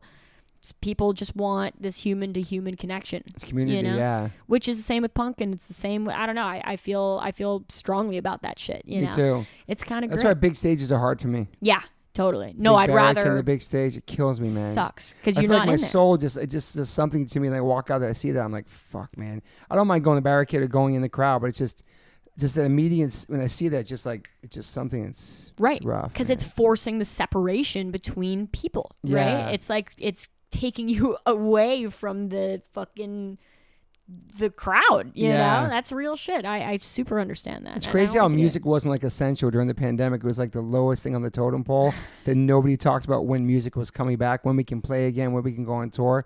And music's so fucking big now and so thriving. There's shows every night that like it's so important for humans to have that. I think it's the most. It's in so so healing. many ways. It's so healing. It's so healing. And now so much shit's so fucked in the world, and I like know, I've been man. so just like lucky to even in, you know, I've had like 2.5 weeks off tour. Yeah, I've been home. you were grinding, man. For sure. I watch you out there. It's awesome. Thanks, man. Non-stop. I love playing, man. I love playing. But even just like as a fan, I've been so lucky to see so much live music at home in the last little bit. And that shit, you know, on being on the other side of the stage, right? Meaning being in the audience, that it does the same shit. I love going to the audience. I'm not like, give me a backstage pass. Whatever I get, I go. I love it. I buy 100%. tickets still. I love supporting. It's real shit. Being in the crowd. It lets you realize that what we do as performers, you know, I get something so profound out of being on the other end of that as a person in the audience absorbing art. Yeah, it's incredible, man. It's real. Like, it really is, you know, and it's so cool. And I'm just so, to do what you love, too. Oh, my God. Forget it. Are you doing this now pretty much full-time music? Completely. Yeah. Completely. Well, since, like you asked before. Yeah. Like you asked before, I worked for Jake up until and that was 2020. And then, and that, you know, and since then, I mean, it's been spiraling out of control. It's so cool. You know. You think the social media is helping, too, and everything through the pandemic, and then Definitely. playing your shows? Definitely. I feel like it and really having helped. a record, you know, like Totally, it was my of first course. record as opposed to all these singles and shit, which is crazy. Joyride. I love the song. Like, it makes me feel happy. I ran to it a bunch when I first heard it. Thanks, pal. It's just, even if I don't think about that it's you, I just love the song. Not that you're my homie, but like, it's a great song, man. Thanks, pal. And the Thanks. response has been great. It's been incredible, you know, and like I never, you know, I don't go about this having any lofty like Expectations or anything. Yeah. None of, I don't come at any of that with any sort of mindset of expectation. You know what I mean? I wasn't like, oh, I'm gonna have a record which means this. No. There's no that. You've been making but I was music. like, dude, I've been making music. Time to like actually fucking make a complete long form piece of art, right? I felt really strongly about wanting to do that, right? And so we did it, and like, I mean, we're getting more festivals, and we're playing to more people, and the shows are selling out, and it's the shit is crazy, and know. the merch has popped out. Like, it's just amplifying the rest of my. But that's all your hard work too, man. Sure. And your attitude and everything about you, how you carry yourself, how you talk to people, meeting people, and you know what I mean? Thanks, pal. Just been an outgoing person, and I'm serious. It's cool. And you're a great player, obviously, but like, Thanks. are your parents stoked? They're so stoked. They'd be so proud. They're so cool. I hope you meet them one day. They came to the New York show? Oh, yeah. Sick. Oh, yeah. They were raging the New York show. Was that your first big sold-out New York show? That was definitely my first New York show that was, like, sold out 4 months in advance on a Wednesday. Like, what the fuck? Yeah, no. Yeah. That's the cool thing about New York, though, big cities like that. That's true. That you can do a Wednesday like that. Totally. But not, I mean, mean, it's still stressful, though. For me, like, I don't know, for something to, like, just, like, you know, I was like, wait, how many tickets have been sold? Wait, what? Where was that? Where was that? That was Baby's All Right. That was 300 tickets just like went off rip. Is that Manhattan or Brooklyn? That's Brooklyn. That's Williamsburg. Super sick. Like, just incredible. My Philly show just sold out. It's 2 months away. Like, shit like that where I'm just like, wait. And like, what's your crowd like? Is it all diverse ages? What is it? It's pretty diverse, which is cool. And men and women, you know, I would definitely, you know, it's, you know, like on Spotify where you can see like the metrics of like. Do you check that stuff? I do. I'm do you curious. obsess about it? Yes and no. Yes and no. Mm-hmm. In the sense of, I look at it. Do you care about your numbers and shit like that? No. I definitely look at them. Is it important for your success or for getting shows, shit like that? No. I mean, I know that promoters look at that shit. Because I know comedians, I was told on this podcast that, you know, agents and clubs and Netflix and other companies, they check your social media and numbers and how people follow. It's crazy. Sure. That's like your resume, I guess. Totally. And I'm sure that I mean, it definitely counts for check something. mark, all that shit. It's wildly annoying. But like, you know, we put out this remix of Joyride a week ago, 2 weeks ago, and my friends in this band Vansire, Vansire. Okay. They're like dream pop fucking legends, DIY. They're the ones who remixed it? They remixed it, and they're just like, you know, these kids, they went to Oberlin and just like started making music out of a dorm room, and next thing you know, they have 7.5 million monthly listeners. Damn. Which is more than like Boy Genius, more than the National, more than like, you know, all these fucking bands that sell out arenas and shit. Yeah. Which is crazy. And they're my dear friends, and like like I will say that I saw when we put out that remix, you know, like my monthly listeners just like shot up. Sick. Because of course they did, right? But That's I was cool, just though. like, whoa, okay, here we go. There, like, that's fucking crazy. Yeah. Like, cool. And of course, what I do, and the scene that I'm sort of a part of has very little to do, like we just talked about Fish before, with your Spotify numbers. Yeah, of course. It's more of this whole other thing. But like, do I obsess over that? Sort of, because And your followers and stuff like that too. I look at it. I and definitely do you think look. that transcends into actual humans coming to see you play live or buying your music? Probably maybe both. I think a little bit for sure, but it's funny. I definitely see bands with stronger touring careers than I have with fewer followers. Totally. Big time. Which is very interesting. I see a lot of that stuff. It's really hard to like track down what it is, 100%. Because there was like some rappers that my son was really into. Me and my wife my son made a list of these rappers. One of them is Little Pump. These rappers that he loved are like, Moon's like, let's see what they're going to be in 4 years, because it's all social media based. They're doing all this crazy shit online. Let's see if they can sell a ticket. And one of them couldn't even sell at the Palladium, and he had like 20 million followers and a massive hit. So he canceled the whole tour. Right. So it's like, what is real and what's not? Because social media and all the online shit, it's just like being off our phone now, like having these conversations. I don't know. It's just, this is real life to me. Like that, I know it's great for promoting and all that stuff. It's a great tool for that. We need it. But like, what is that? What's real from that? Like, what from that actually happens in real life? Because totally. I know people that talk shit, never say shit to your face on there. But people that love your band, do they like your videos? Do they buy your song? Do they actually come see you? It's hard to figure out that reality. Big time. And it's also really bad for your head, Fucking crazy. And really will fuck you up. So and addictive. Get so addicted Dark. to it. Very, very. No, so I are find you on your social media a lot or phone a lot? Oh, yeah. I struggle with that. Same too. I'm It's definitely hard, addicted to that. Check your hours on that shit. It's disastrous. It's really bad. I mean, and especially on tour when I'm like promoting stuff and reposting stuff and you're the main one that does all the stuff. I do all of it. I can see it. I do all of it, and I have a huge. Go hard. I go pretty hard, and I have a huge problem of like, and everybody tells me, Karina, stop responding to everybody. Okay, so you respond to everybody, DMs, negative comments to everything. You probably get no negative comments. I get a few negative comments. Haters are jealous. Don't worry. Yeah, right. Fucking Jesus Christ. But you know what I mean. So you check that stuff. I check that stuff. Now like I have it set up so like if like random people, like if people who I haven't accepted their DMs before, they go into a different folder. I got that too. Which is it's good. The bye folder. Yeah, the bye folder, which helps. That helps a lot. But still, like I'm.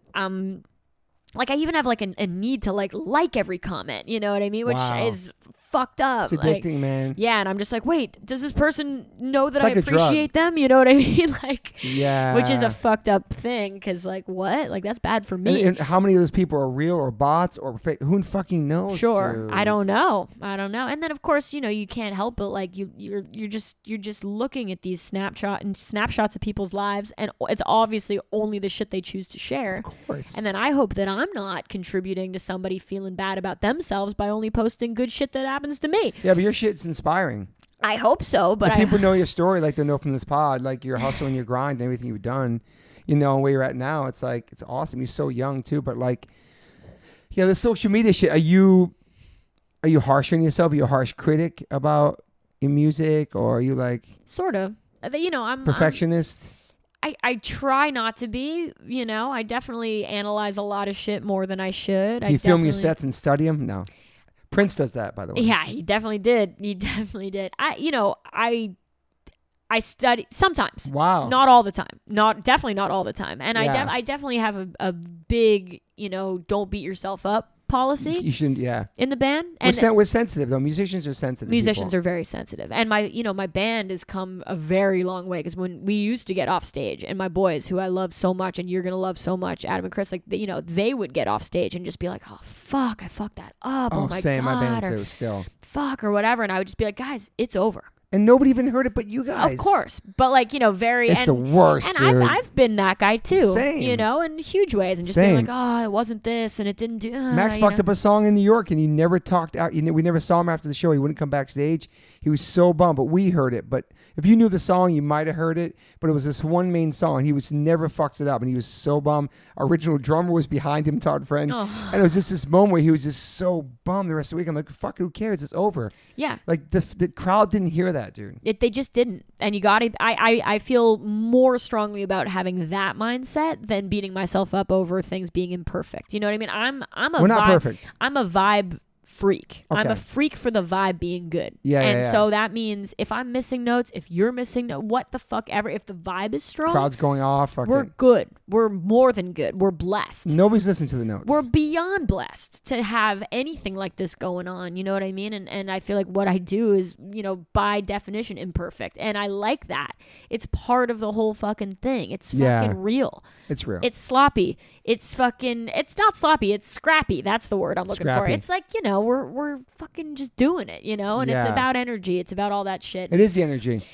I believe in it. And so like, I definitely, when you play a show that you don't think went as well as it could have, you maybe have a moment where you're like, but tomorrow's another fight. That's why you play a million fucking shows. 100%. And so the next night's going to be better. Or you have to have that mindset the next night's going to be better or whatever. You're going to, iron out the thing. And basically like, if my drummer comes off stage and be like, yo, I really fucked up that thing. Fuck. I'll be like, nah, man, you're fucking good. Let's figure it out and sound check. You know what I mean? Yeah. Like if there's a real thing that needs to be ironed out. Work on. We'll get the kinks out. We get that kinks out, but like definitely like, what is paramount to me is for everyone to be fucking stoked. And that's us on stage 100%. and the people, like it's real. And I feel like that permeates out. If you're having a good time on stage, the audience is going to have a good time out there. 100%. So even if you fuck up, or like I've had so many times on stage where shit's going wrong, gear, malfunctioning, horrible shit. And I'm saying to myself actively, don't let it show. Don't let it show. You're good. Don't let it show. I could, I've blown up bass amps, like, a shit ton, where I can't hear anything on stage, but the DI still works. So I know they're getting it out there. For sure. And I'm trying to fucking improvise with somebody. Yeah. And I can't hear myself for shit, and I'm just like, brutal, you know man. what? Don't let it show. Don't let it show. Your monitors in your ears? I don't. Me either, man. I can't do it. I Really? tried, dude. That's amazing. Like jumping up and down. I wore earplugs before. I don't know. I tried all that shit. Just, I don't know. I tried it too, and it just, it made me a better singer, but a worse performer. And that drove me fucking crazy. Good point. And I'd rather be a worse singer and a better performer right now. Gotta tell you, and like, I don't know. I felt like I was in a fishbowl away from everybody. It is weird. You don't feel the power. It's just something, Yeah. And I know a lot of bands, like, what would be sick. And they kill it with it. Of course. And, like, what would be great is to put up the crowd mics. So you get the crowd in your ears, too. That's how pretty you, cool. Yeah. That's how you beat that. Yeah. But that takes a whole fucking team of people. Yeah. Do you do vocal warm-ups, too?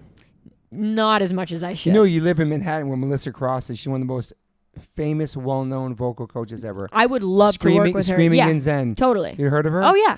Absolutely. That's the homie. Like she is she dope? Do you know her? She came and warmed us up in New York after like 15 years. Came into the van. We did our warm-ups.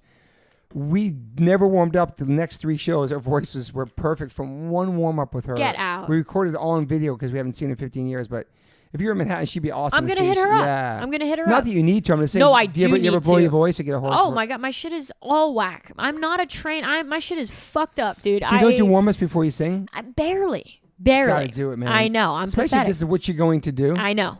This is your tool. And that's what Trey Anastasio, like from Fish, he tells me that, like, when he found out in the fucking late 90s that, like, you can work on your voice. Yeah, make it better. He was like, oh, shit.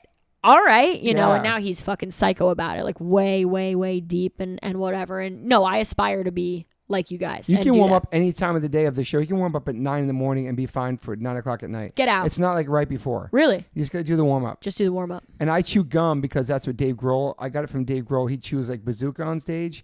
But he's like, I'm running around like crazy. I always chew gum for like the last 10 years. It keeps your shit like moist. I don't know. I've always done that, but you don't choke on it. I do choke on it. It's shot into people's hair. It's gotten somebody's beard before, stuck in the beard the whole set. I felt so bad.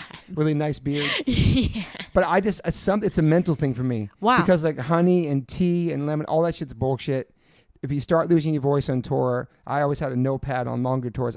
I wouldn't speak all day and just write notes. Really? The best thing is just sleep and not speaking. Sure. Which is tough when you're running the fucking merch booth trying to talk to people.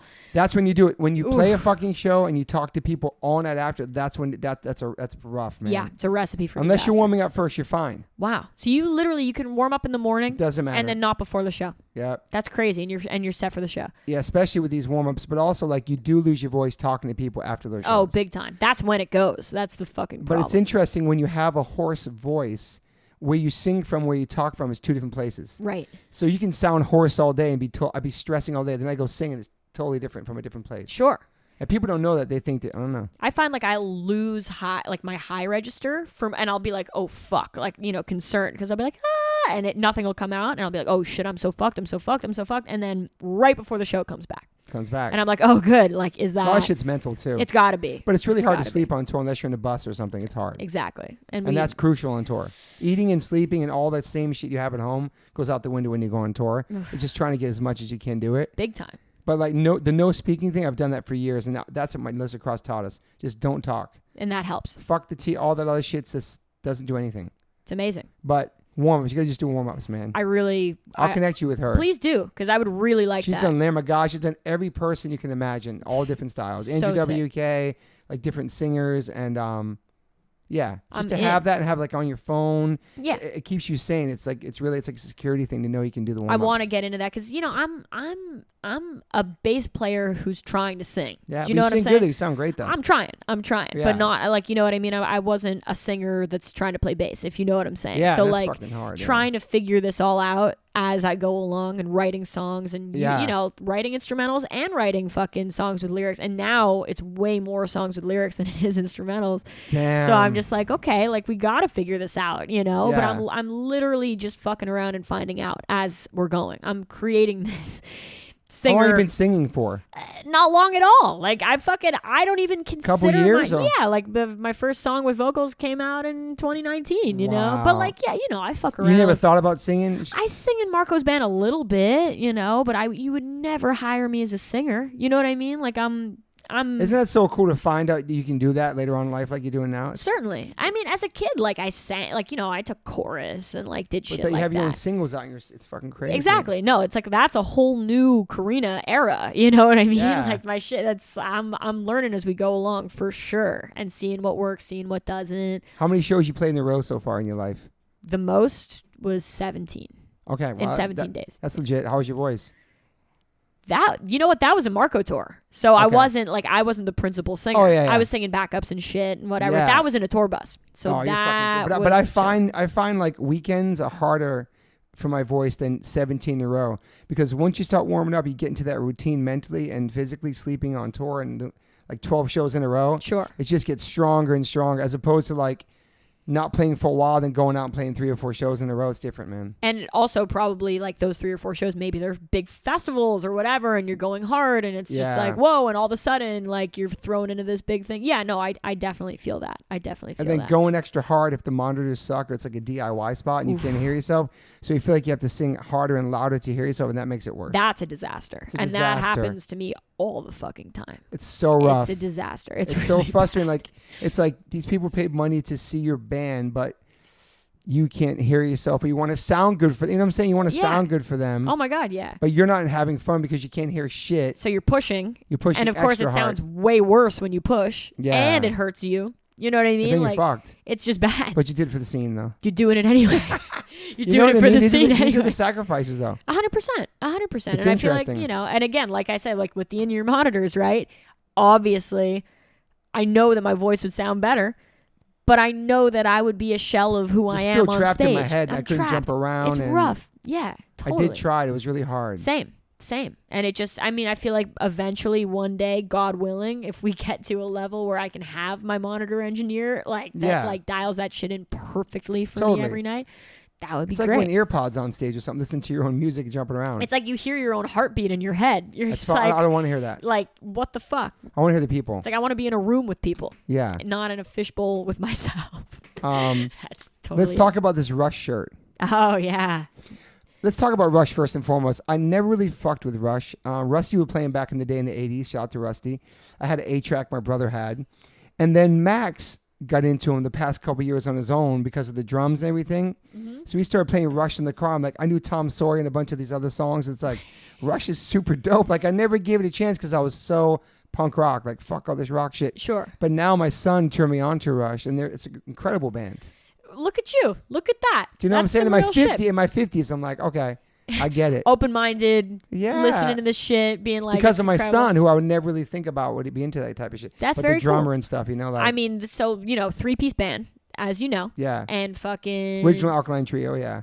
And Green Day. Exactly. OGs. They're probably like one of the first big bands with 3 people, I would say. They're I don't know who else. a pinnacle. Well, the Police. Oh, shit. Okay, fucking, Primus. Fucking, like, okay, but the OG. Okay, all right. No, totally. Those guys they're an OG famous 3-piece and whatever. All, each one more fucking proficient at their instrument than the next guy, right? Insane shit.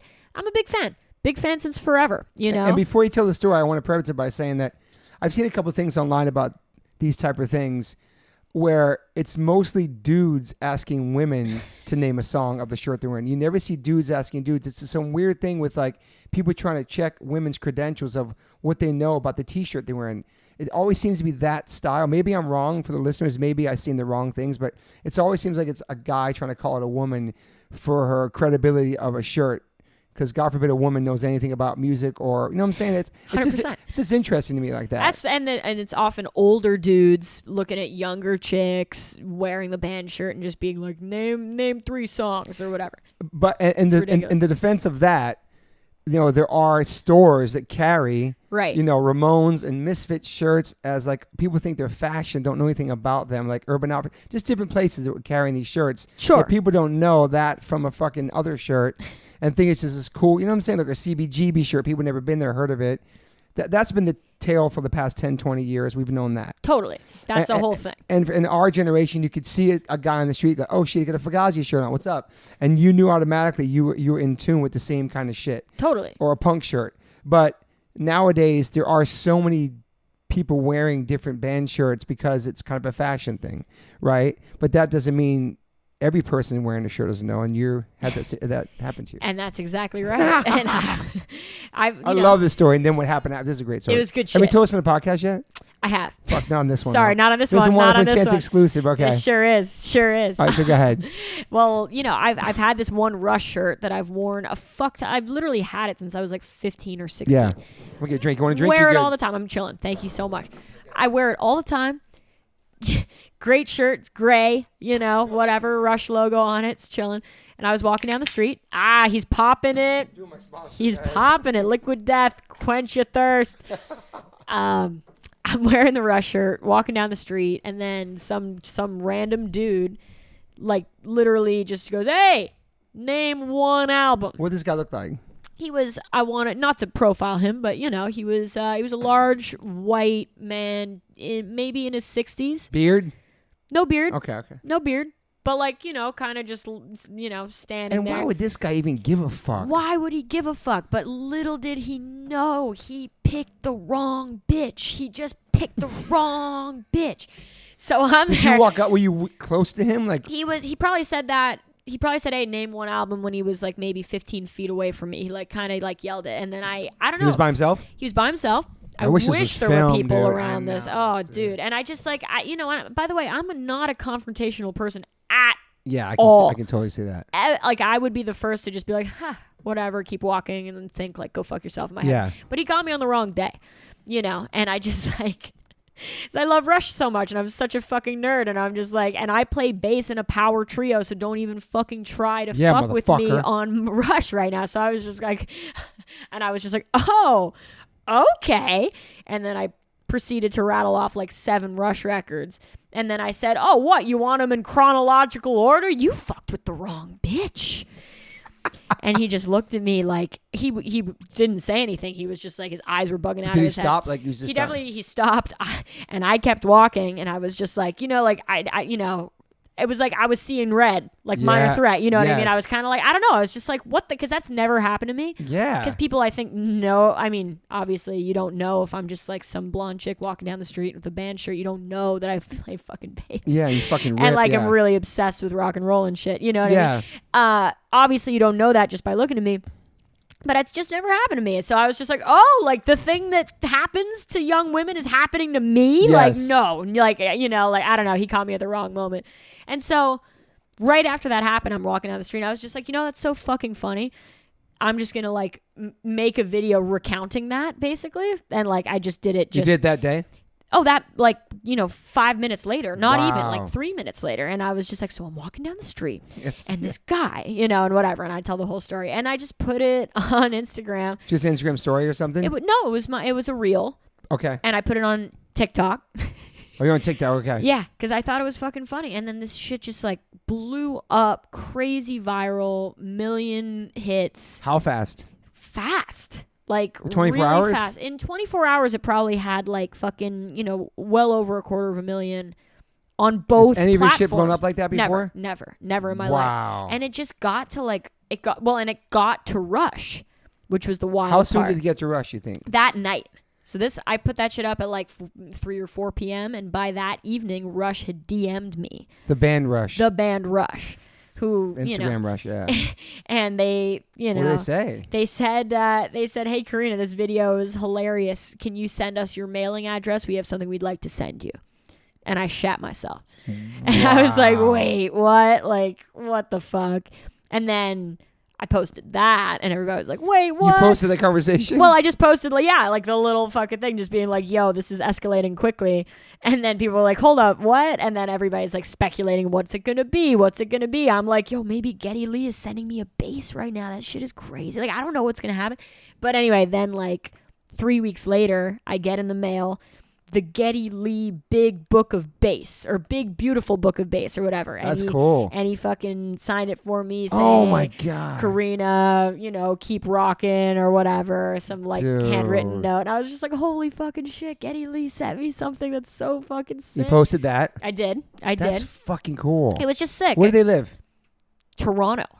Okay. Fucking Canada. They're a Canadian I did not rock know band. that, man. Isn't that crazy? Okay. They're one of the greatest Canadian exports, if you ask me. They're fucking out here, dude. So they send you that. So they sent me that. And what when something goes viral, like what does that do? It just more eyes on you, everything else? It definitely, like, your Instagram just fills up with, like, it just says, like, so-and-so started following you from your reel. You get a lot of followers from it. From your reel, Okay. as opposed to, like, normally I just get followers and it just says so-and-so followed you. Now it's like... Start getting followers. Yeah, and it's all, like, which is funny because, like, normally, like, I'm so ensconced in this fish world that everybody's fucking, like, screen name or whatever has something to do with fish. Wow. And then all of a sudden, it all has something to do with Rush. So I just, like, Fly By Night 2112 started following you. Those are fucking Rush records. And whatever. I'm just like, oh shit, this escalated quickly. Like, what the fuck? So now I have all these Rush fans who follow me, and it's really funny. Dude, so you got the thing, and then there was no contact after that? That was it. That was Posted it. that I was mean, it. like, I could Did holler. Rush follow you? Rush followed me. Wow. And they follow like 50 people or something. So I was just like, oh shit, that's chill, Fucking amazing. It definitely, like, there were definitely like a bunch of like rock musicians, I want to say, who like wrote to me that I didn't know, and like were like, yo, I found out about you from the video. That's cool. But then I checked out your shit, and your shit's awesome. So That's that's cool. like, that's what you want to happen. That's totally from what something you like want. that. It's funny, like, that shit, that was like pure comedy. You know what I mean? So it makes me, and I haven't like posted anything like funny like that since then.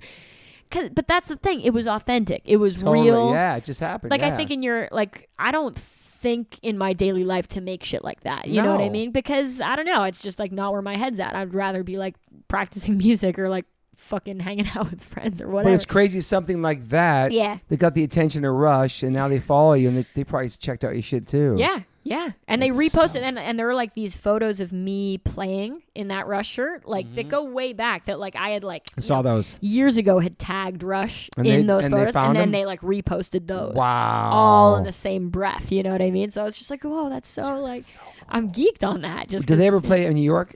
Well, here's the thing. Rush is no longer, Okay. because the drummer, Neil, Okay. passed. That's right. So it's very, Rest in very peace, sad. that's right. So yeah, rest in peace, Neil. Jesus Christ, one of the best to ever Neil do Peart? it. Neil Peart. Okay. Or Peart. Peart. Okay.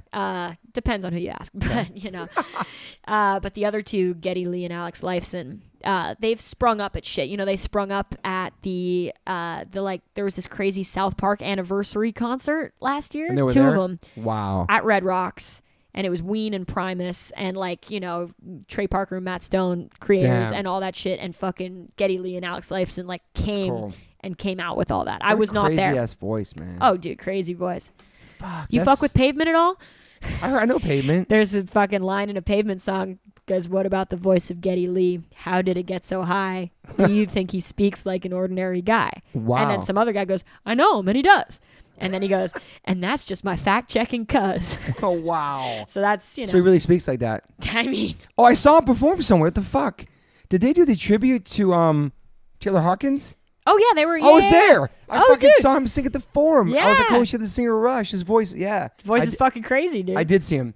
That was crazy. You're right. Oh, the men who hold high places. Fucking crazy. How old is that dude?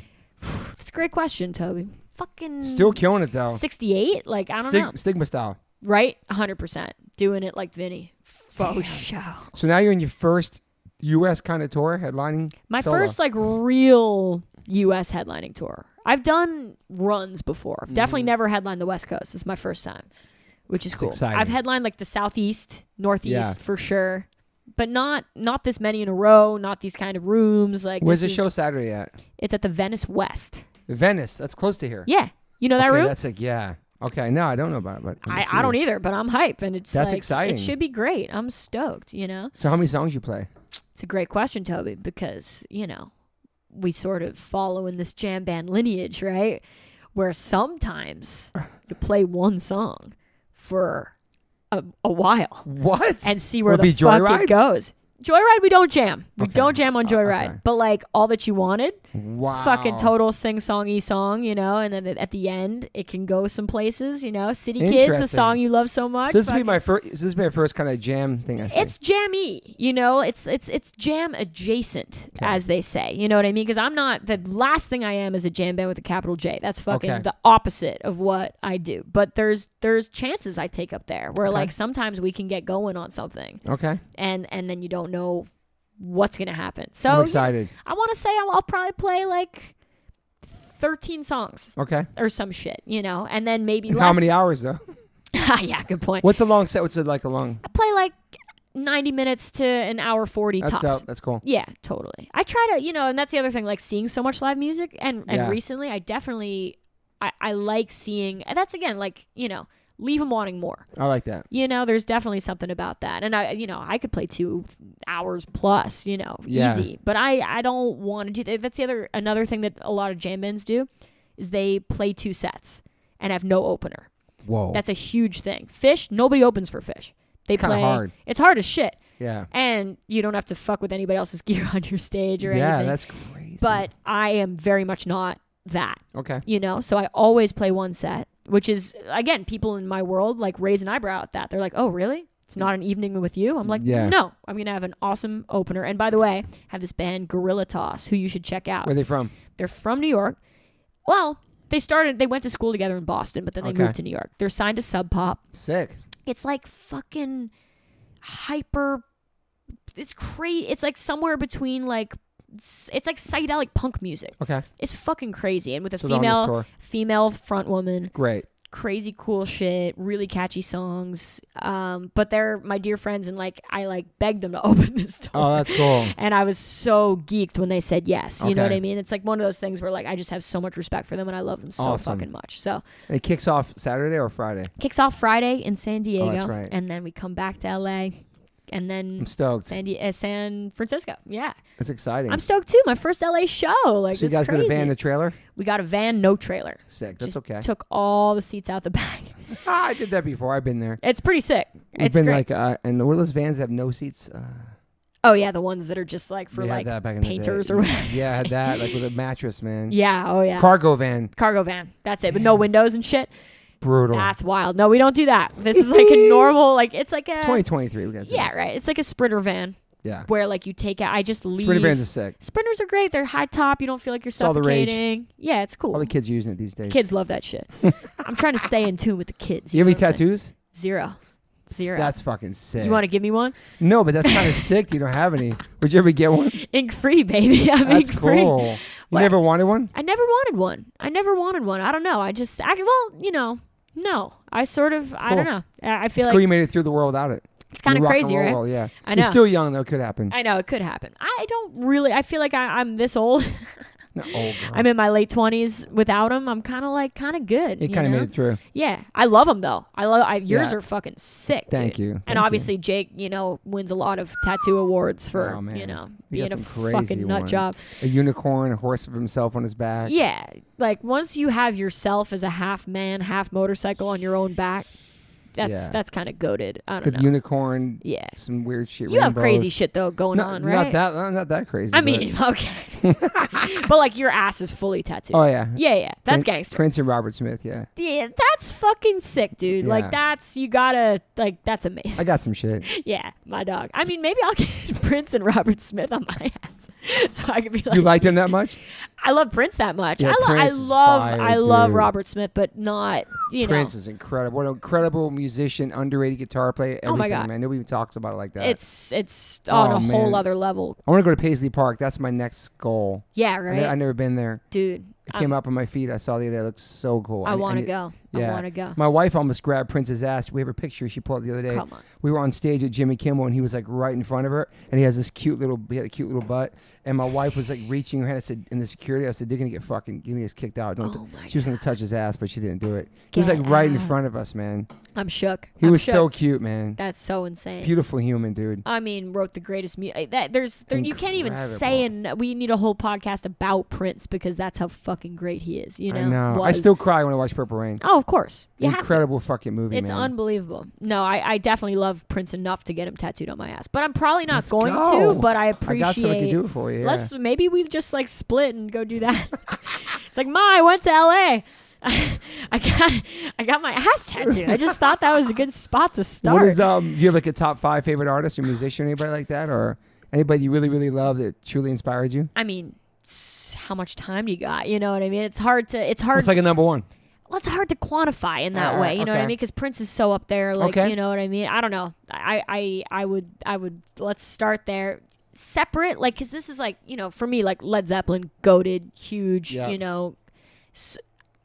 So many like classic seminal bands, right? But the guy that like kind of is, he's not my guy, but like the one that like I really think that the way he approaches records and his career and all this, shit is super inspiring for me is Beck.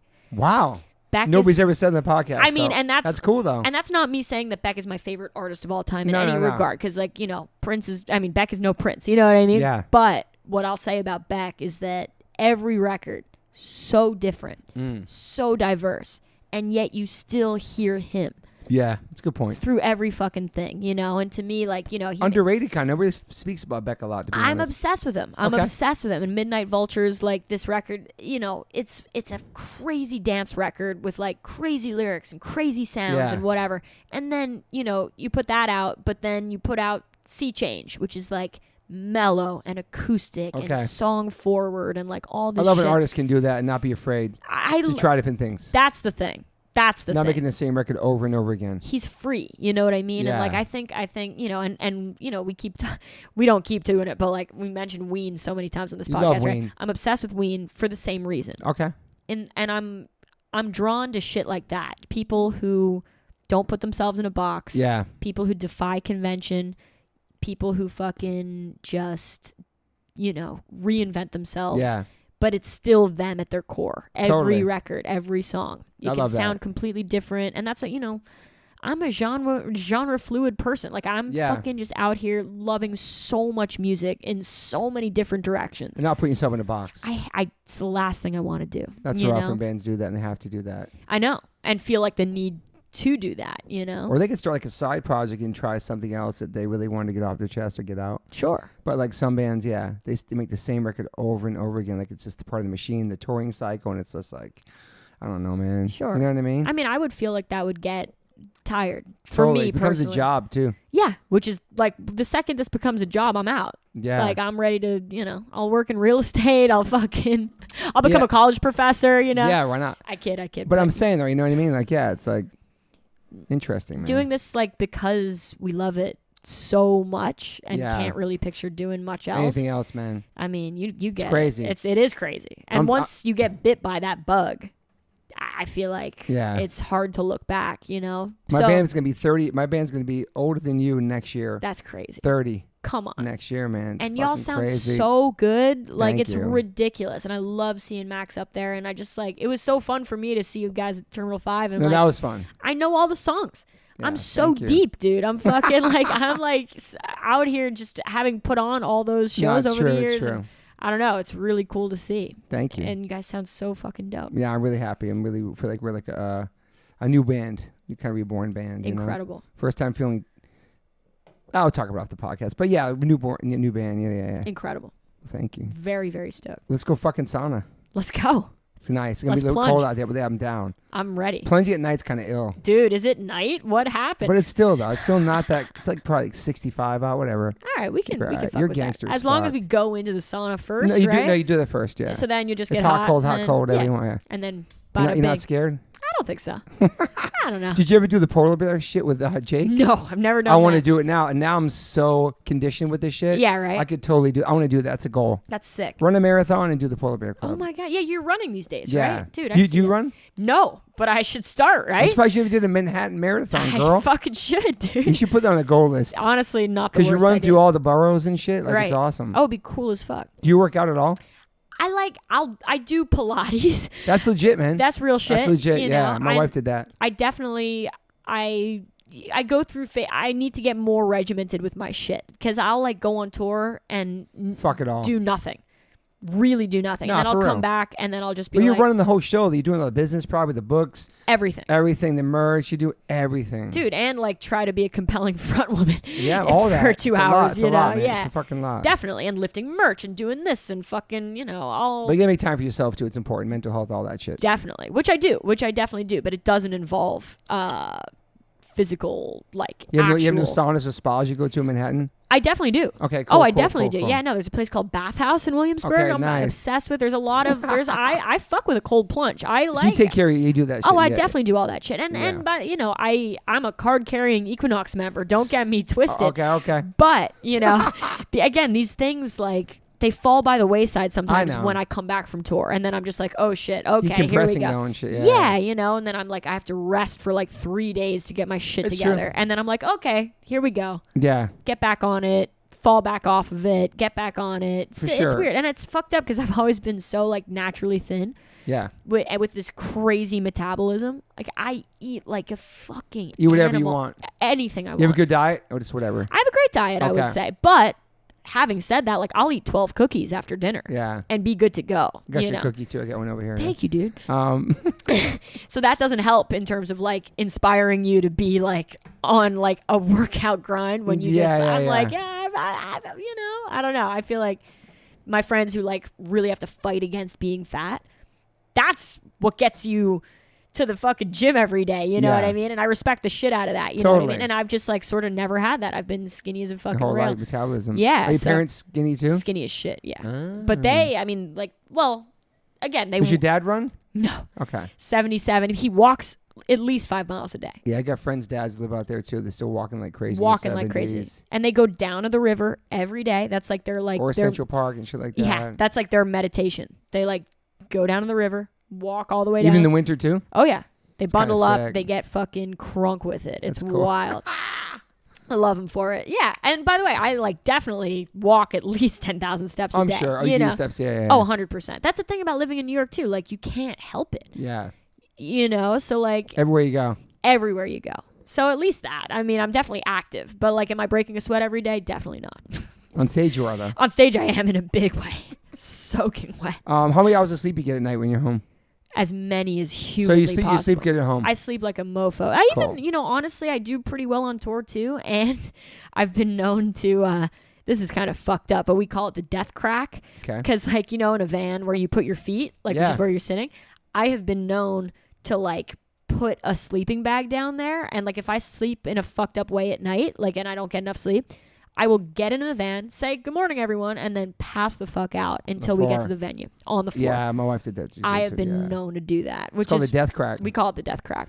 They're like, Karina's in the death crack, So which is terrible. on an airplane, where in between the seats where your feet go, Yeah.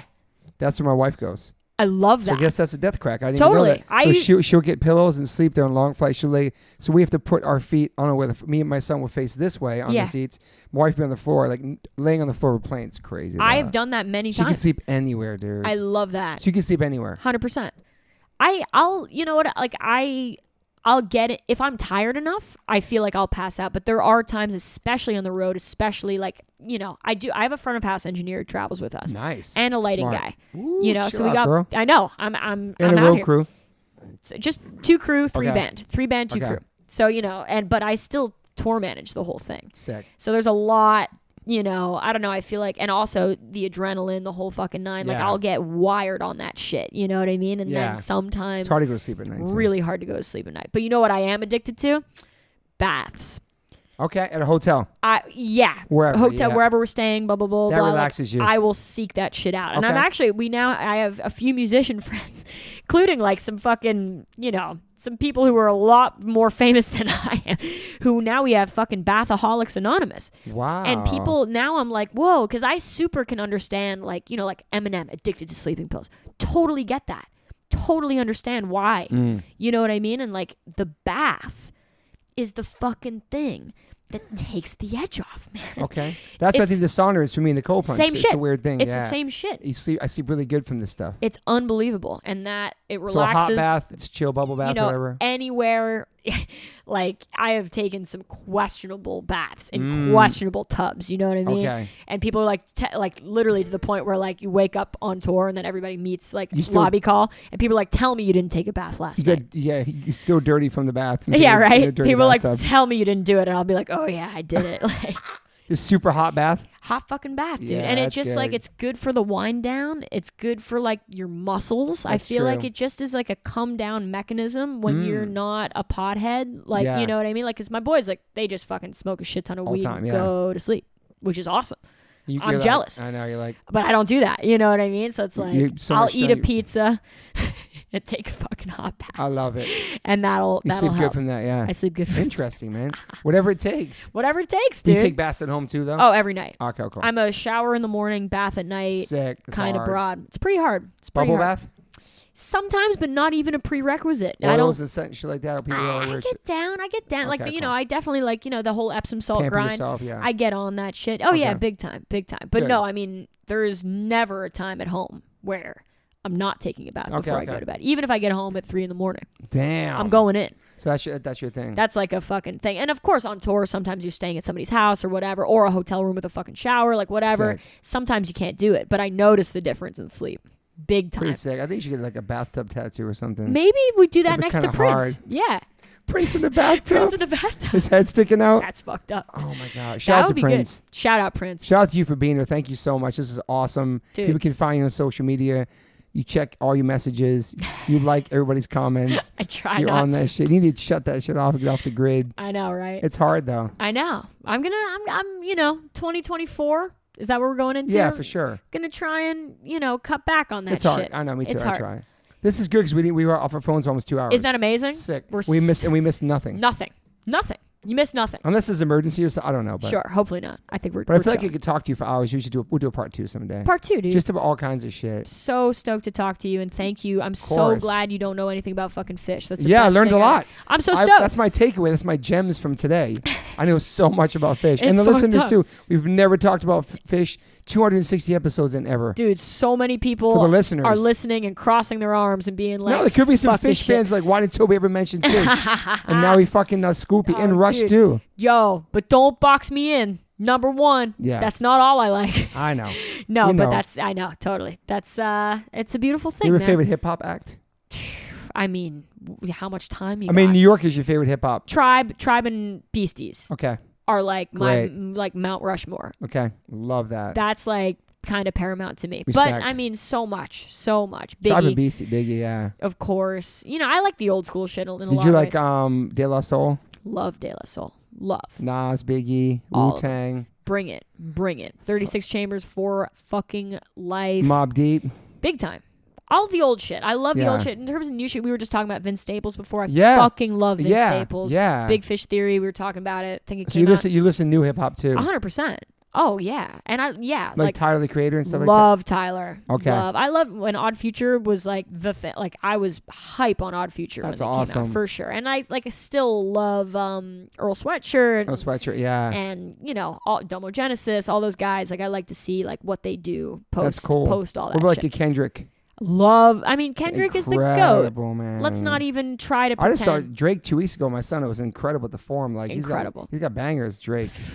Tell me about it. But I love Kendrick, J. Cole. I think it's wild that, they're... Because I love Drake.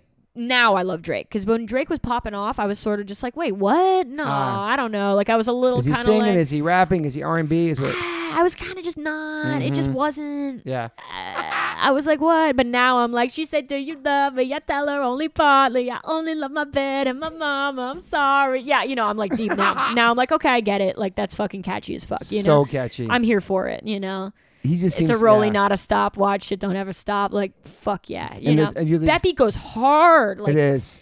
You listen to the 21 Savage Drake album too? 100%. Great. My buddy has a cut on that. Buddy, yeah, that song Major Distribution. I know that song, yeah. Wow. It's like all piano-y and shit. The kid, this is a guy, his name, shout out Elijah Fox. Okay. And remember the name. Because Elijah Fox plays on my song Elevator. Okay. And he's a gifted keyboard player and songwriter, producer, all these things, but like literally fucking they sampled that shit. Oh wow. And it was an instrumental that he put out and they found it and they rapped over it and now this kid is now he's blowing up. It's cool, ridiculous, man. But he's worked with the coolest people and he plays with Yusuf Days, who's a fucking incredible, more leaning in the jazz side of things, but like contemporary fucking cool as fuck shit. Okay, like kind of some of the coolest music that like I've ever heard. Would you like to play in a hip hop record too? I'd fucking love to. That'd be kind of sick. I would literally love to. No, all that. And like, I don't know, we talk. It's part of like you growing up in New York too. It's just part of the soundtrack of your life too. 100%. Living in New York doing all that stuff. And even being young and hearing the Beastie Boys for the first time, I was like, this is the from Manhattan sound. You're jealous of me because your girlfriend is cat and like, all these Money these Making things. Manhattan. That's dude. Legends from Manhattan. 8th and 40 Deuce, like all these things. I was just like, dude, like, yes, dude. Like, I don't know. Huge fan. I saw I was in town when they did the street for them, but I was leaving to go play Jersey. I want to go. They look amazing. So sick. Were you in town for that? I wasn't. Oh, it's so cool. Man. Right in front of Paul's Boutique. I know. That was a legendary day moment too. That was beautiful. So cool. It sucks when never. Do you ever see the Beastie Boys live? Yes, I saw. I saw their last at that Bonnaroo that I got fucking taken to by Fish. They were there. They were there, and it was their last show ever. That's fucked. And they brought out Nas. Damn. And that shit was insane. And I'm 15, just knowing how fucking that shit was the most next level shit.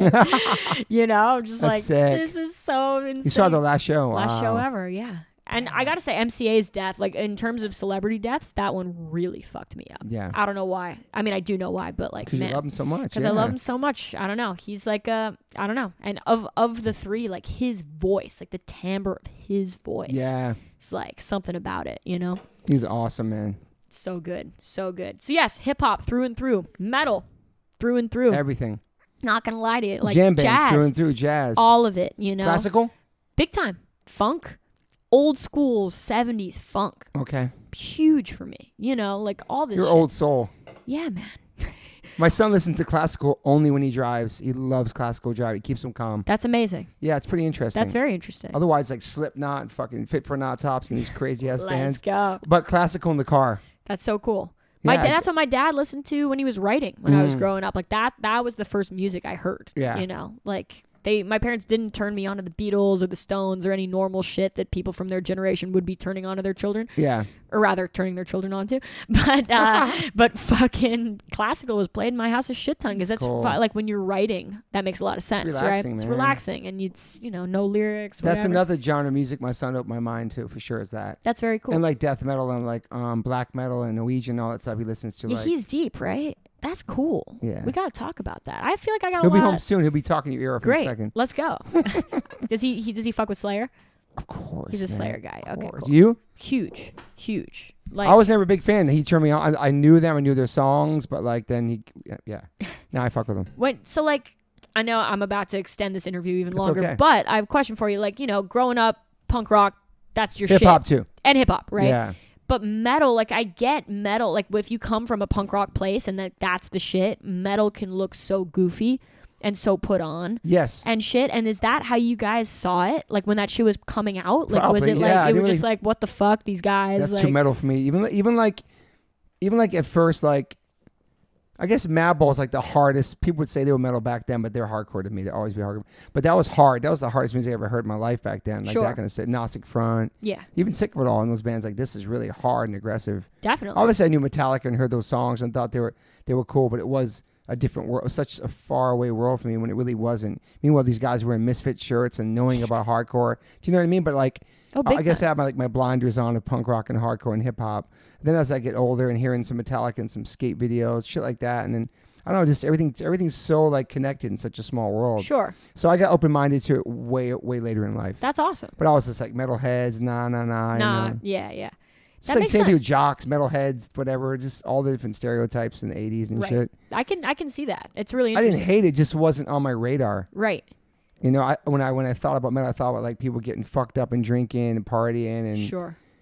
And being crazy, and I was in a different, straight edge world. I don't know. Definitely. No, it's really interesting. And it's interesting to me, like being like a bit younger than you and like, seeing all this shit. Like, you lived those years, right? In the 80s and 90s. You saw this shit as it was happening. Totally. Whereas I'm here, almost like a music like historian or you some are, shit. Though. You got a lot of knowledge, man. Absorbing it after it's already been done. Totally. Do you know what I mean? So it's like the birth of jazz, the birth of hip hop, the birth of metal, the birth of funk, all when these Appetite things. for Destruction came out, that changed everything. I was like, what is this shit? Sure. It was glam rock before that, and then after that was grunge and just all of it, Yeah. And I find myself being drawn to so much. Like there's like I love grunge and I love fucking Guns I N' love Roses. it now too. Totally. And all that shit. And it's just like, I wonder what I would have been like were I a kid in the early 90s growing up and seeing this shit happen. Just like what I was saying with Drake. When Drake first came out, I was kind of like, what the fuck is this?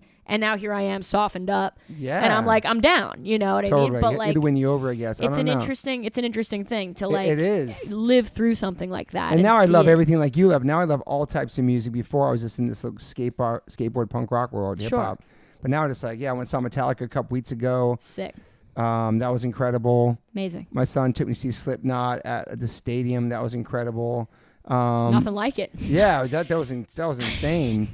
Like just the different diverse music. I went and saw Travis Scott because of my son. So sick. People were like moshing and stage diving. It's basically metal, right? I mean, it's not obviously it's fucking hip hop, but the way people treat it, it's rockstar like shit. Some crazy ass shit. It's really wild to see. I love that all the genres have kind of meshed together, and like people were fucking with all types of music and not being afraid to have a what's it called, guilty pleasure, which is no longer, it's not guilty no more. It's like I fuck with this stuff. Right? It's like, this is cool. I'm here for this. I love Katy Perry. I love Madonna. I love Madball. Fuck yeah. Do you know what I mean? Me too. And a lot of the young bands are even being like that. The hardcore scene now, they're having all kinds, even like Turnstile, different influences they're showing and not being afraid to show. Big time. I love that. I do too. That's how it should be. And that's how you are as a person. It's universal. Yeah. Music should be and is universal, right? Yeah. It's the human heartbeat. It's a BPM. We Mhm. all have it, right? Totally. So like, I don't know. You have a diverse palette. I like to have a diverse palette. Yeah. I like it, you know? Tattoo free too. Tattoo free, baby, except for Prince in the bathtub. Oh my God. That'd be let's sick. go. Dude, they have a purple bathtub. Yo. Okay, appreciate you. Thank you for being here. Good talk. Thanks, We're gonna pal. fucking get sweaty now. Let's It's go. 7 o'clock. Is that all right? Holy shit. Is that okay? We're doing great. Yep. Bye. Bye. Yo, we're back on this podcast. Hi, Karina. Hi, Toby. Welcome back. Great to see you, man. Since I saw you, you played, was it your first show in San Diego? First, yeah. How was it? It's ridiculous. Was it a good crowd? Like, for real? It was nice? Like, all bullshit aside, it was absolutely unprecedentedly lit. It was amazing. We played the Winston's, it's called Winston's, you know, and it's like Awesome. right in OB, Ocean Beach, like crazy little enclave right there. People there, they never leave it, you know? It's like they're like little surf town paradise, and they came correct, like They did? dancing their asses off. Really amazing. Do people go off the hardest to Joyride? No. I would say not. I think people go the hardest for City Kids. Wow. Because that's like it's not the streaming hit, you know what I mean? But Okay. it's kind of the live hit, you know, because it goes pretty ham, you know, and people love it for the live kind of element. Joyride hits early in the set. Okay. Play Joyride like second, so it's people are still kind of but you know it's a slower BPM than you think. Okay. You know, so it's groovy for sure, but people are, you know, they're just warming up at that point, you know. Did you do any vocal warm-ups? I didn't. I thought about it though. What's your ritual you did before the show? What did we do before the show? We got Mexican food down the street. So that went well. Like how... Because I don't eat like an hour and a half before I play, man. Because I'll fucking either shit myself, I'll have my stomach will be heavy. Right. So you eat right before you play? We ate like, I want to say we were sitting. You're young though. You're chilling. We were sitting eating dinner at like 8:15, and we hit at like 10:30. Oh, that's good. No, that's good. So that was pretty chill. Yeah, it was great. It was awesome. Because you want to be like light as possible. I mean, I definitely agree. But I don't know. Sometimes the shit's out of your control, man. Like I was just like, you know, you rush to the venue, you sound check, you set up all the, you know what I mean? Blah, blah, blah, blah, blah, blah, blah, and then you're starving. Yeah. But no, it was good. We had like, you know, plenty of time to get that food down. I like just now I was talking to you before, you have to be there by 4. Is that your load in or your sound check? That's load in with sound check to follow. I like how you give a fuck about that because so many bands don't. So many bands get there so late. Yeah. It's very unprofessional. We just started being... H2O means hard to organize, by the way. we just started trying to do sound checks because my son loves sound checks. We never like sound checks. Oh, really? It's so important. Oh, yeah. But getting there on time, just to be professional, you're opening up for somebody, especially, is a show that you're actually a responsible band. Oh, definitely. Well, so you're anal about that shit? I mean, yeah. I mean, there's like tomorrow in San Francisco, they called it for 3 p.m., but I was like, nah, I think we'll do 4. You know what I mean? It's a long drive. It's a long drive, and we have to get up early and shit. Like, I was like, you know, and we're pretty quick, all things considered, but we're bringing our own lighting package these days. So, like, that takes fucking kind of a minute to set up. I set up all the merch, and we have a fuck ton of stuff to sell. I still do the merch, too. I try to do the merch some more. It's like, leave me alone, let me do my job. But I'm so anal about it, too. I want it to be perfect. Yeah. I want to get the right spot. That's so important, Same. too, merch spots. In a big way. So, like, I'm like, you know, it's the first day of tour. I'm opening up all the boxes, blah, blah, blah. You know, like, there's a lot. You counting things. You count. Yeah. Doing it all, you know? So then, you know, I had like a local merch seller do the merch that night. And then like right after I play, I like run right there. And then so she's selling, I'm signing. Talking all night. Your voice sounds good though. So far so good, right? One you got show. Some sleep? I got fine sleep in Del Mar. I was kind of wired, you know? That's my problem. And any coffee yesterday? Oh yeah. Definitely. Couple yesterday? Couple, baby. Late afternoon ones? No, not so much. I guess just 1/1.5 in like the early afternoon. Okay. But I'm chilling, man. I'm chilling. I'm super stoked for Venice tonight. Yes. Let's go. Stella, come here. I'll fucking kill you. Sorry. Haha. Don't call Peter on me. We forgot the one thing on the first time we talked 2 days ago. Seth Meyers. Yes. Which you've been on the show a couple times. Yeah, like 5 or 6 times. He fucking loves you. Like, how does he find out about you? Well, it wasn't him per se. It was the bass player in the band. Okay. Whose name is Sid Butler. You know, he was shout out Sid, my boy. Last year, he like never taken time off the show, which is crazy. And his brother was getting married in Italy. Okay. And he reached out and was like, yo, would you be interested in subbing for me? And that was like a very calculated, like, this is going to be, you know, the week after Labor Day of last year, right? Blah, blah, blah. But then, like, the May before that, I go to the studio, I shadow him. He's teaching me everything. Like, I went, What does that mean for the listeners, shadowing? Just learning all the songs that they play? Well, the thing about it that's crazy is they write all the music on the show the morning of the show. Wow. And it's, like, crazy. Just original songs? They just write jams or whatever? Literally, like, it's like an A section and a B section for the commercial break music. Okay. And then just an A section for guest walk-ons. And literally, they're not precious about it. He was just like, yeah, like, we're just coming up with this shit. And then, like, we stick to it. And then they play you a little snippet of what you recorded that morning in your ears before you play it, you know? That's crazy, which is insane. So, like, to do a week of it, which I've done several times now, you have to, like, be on your shit and, like, and it always changes, every day changes. Every single day, you know? But that's kind of sick, man. It's super sick, and that's why it's, like, royalty-free for, you know what I mean? Like, it's not like you're playing other people's music. You're not. You're quote-unquote writing music every day. Smart. Which is super chill. And the cool part about it is, like, you know, you get registered as a songwriter for every single piece of music that you take part in on the show. Wow. So that means, like, all, like, my BMI shit is on crack with the Seth Meyers shit, which is so interesting. Damn. And, like, a huge element of, like, you know, like, I get checks for that. You get legit checks from it, yeah. Like, for real, which is and really you get paid sick. to be on there, too. So, so you get the check for, like, actually, like, you know, your day rate or whatever, which is determined by them. It's not, you know what I mean? It's like one thing. And then you get like, you get an email from like local 802 recording department, and they say, hello, Karina, we have checks for you. And I'm like, wow. Okay. And then you call a number, and I'm like, hello. And they're like, hello. I'm like, you have checks for me? They're like, oh, cool. Yeah, let me connect you with the checks department. And then bada bing, they're like, okay, Karina, you know. How many times is that? Like after you do like a run of like it's every month? It's pretty often, more than that. And I'm sure if you're one of those guys who does it week in and week out, Monday through Thursday, it's fucking constant. That's amazing. Very man. sick. Like I really, realize they wrote through our music, man. That's crazy. Isn't that crazy? And where do these guys come from in the band? They've been in bands before, or? Yeah. So the guitar player and the bass player Sid, who I mentioned, and this other guy Seth Jabor, they're in a band called La Savi Fav. Okay. Do you know those guys? No. It's sort of. It's not punk like you, but it's half punk. You know what I mean? Okay. It's like kind of like, you know, was pretty poppin' in like the early mid 2000s. Okay. And they have a crazy frontman who like is known for like his stage antics, jumps all over the fucking shit, like, you know, hanging from the rafters, doing crazy ass shit. That's so awesome. those two dudes come from that, and then the MD, who's the keyboard player, the only other dude in the band, is his name's Eli, and he was in a band called Boys Against Girls. I know that band. Yeah, they were huge. Yeah, right. Wow, that's fucking sick. I did not know that. Yeah. And what is Seth Meyers? What kind of music does he like? It's a great question, man. He's been so nice every time. Now he like knows me, which is sick, you know, and he very much is just like, Karina, thank God you're here, you know, and like whatever. So I don't know. I don't know what he fucks with. I wonder how involved he is with the music. They just get to do what they want and just play. It's more, there's a guy named Eric Lederman who's a big supporter of like, he's like a huge metalhead. Okay. And he's the one who books all the drummers. So the thing about Seth Meyers in particular is that there's a guest drummer. Okay. On every week.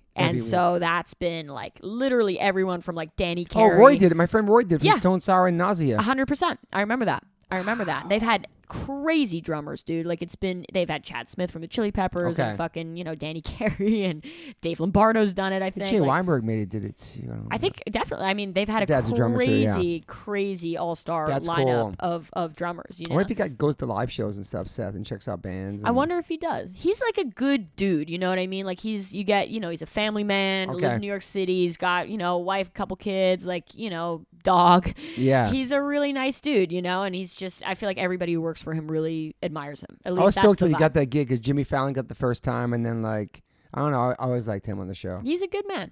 So now he knows you by name and for sure. And like asks me, he's just like, wow, like, you know, or like he hears through the grapevine. He's like, thank God you weren't on tour when we called you to do this. So like the first time I did it, like I said, the dude like was going to his brother's wedding in Italy. That shit was premeditated. But then they found out I play guitar as well. Damn. So then they were like, oh shit. And basically, you know, in the last year, quite literally, it's been like 5 or 6 times that they've called me on both instruments, bass and guitar. You're the one it's nice you're the one to call. They know. Which is so sweet. You know? Have your own room with your name on the door? There are 2 rooms, and it's like, you know, when I play guitar, you're in one room, and when I play bass, you're in another, which is really fucking funny. So like when I play bass, I'm with the MD who plays keyboards, right? And when I play guitar, I'm with the guest drummer. Damn. And that's the whole band. But you get nervous playing on TV? Fuck yeah. It's so nerve-wracking. Yeah. It's crazy. It really, and the first few times I was a wreck. And how many takes? 1.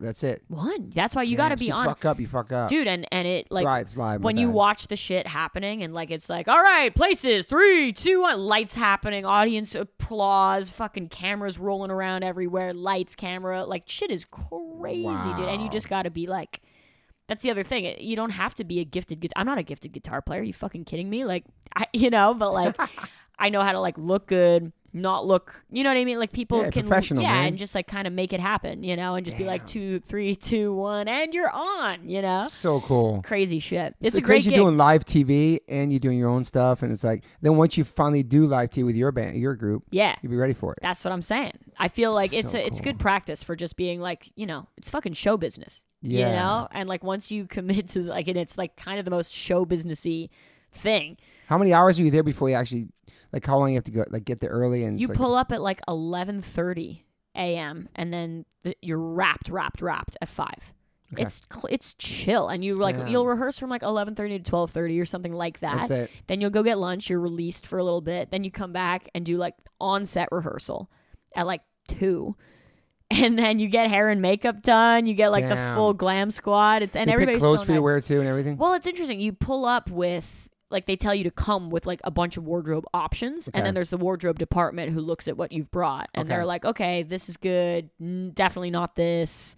This can be for tomorrow. Like, they kind of do it up and they steam your shit and like That's so sick, delint man. it. It's really fun. Let's go back to your house. It's so crazy. It's dude. so fun. It's like right in town. Exactly. And it's like 30 Rockefeller Center. It's fucking classic. That's a dream. That's really cool, man. It's super fun. And then it's on the 8th floor, which is, and then if you do it from Monday to Thursday, right, you see SNL because it's on the same floor. See the cast so and stuff? you see shit getting more and more escalated as the week progresses. Wow. Which is really Are interesting. you running into people in the hallway? Yeah, you see them all. You see them, like, and you're just like, oh, damn, like, this is so ill. And that's so cool to grow up there and like be doing stuff there. It's so cool, man. Neat. It's so neat. Yeah. What a crazy life you have. Haha, it's been good so far. And so you don't know when you're going to be on there next. It just No, and that's the thing. Like, you I get did a text or something. We need you. I literally did it like 2 weeks ago. I was seeing, do you know this guy Amigo the Devil? He's kind of killing it. You know, I was at an Amigo the Devil show, hanging out. My buddy's opening his whole tour. His name's Nate Bergman. I'm like hanging out with all these guys, all chilling. It's like 10:30 p.m. Yeah. And the bass player texts me being like, yo,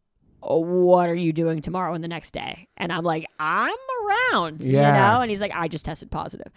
Fuck. You know what I mean? Yeah. So it's one of those things where you're just like, oh my, like, and that was miraculous that I was around. But it's perfect. yeah, man. it's crazy, dude. It's fucking crazy. And then they had me on hold for the next week, blah, blah, blah. It's like a whole, you know, I think I'm the person they call when either fucking guy goes down, which is crazy. It's awesome, man. It's a good gig too, man. Super sick, dude. Especially when you're home. It's like, I'm going to be on TV tonight. I know. I'm off tour. Like, it's like you get to like go to work. And it all helps everything you're doing. It's a lovely thing. It's a lovely thing. I'm very, very stoked it fell into my lap like that.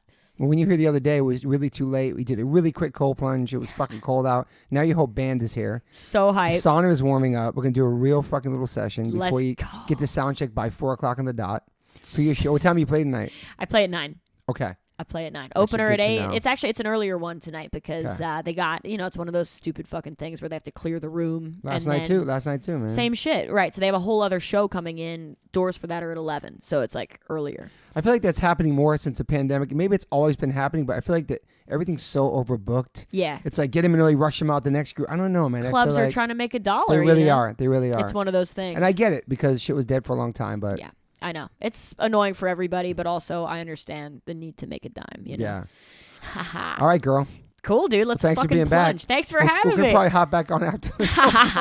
When you think of something else to ask me, let's fucking go. We covered a lot, though. I think so, we right? covered your life. Yeah, man. Perfect. Thanks so much for having me, Toby. Thank you. You're such like a ray of positive energy. Somebody said that about you today. I was talking about you today. I forgot what I was talking to you about. Talking about how you're always like such a bright sunshine. You're like always happy and always fucking positive. You have great energy. Thanks, pal. Who fucking told me that on the phone today? I was talking about you. You would come back on. I fucking love her. Anyway, you're loved. Oh my God. You know you're loved. That's so sweet. Tell them, whoever they are, thank you. Okay.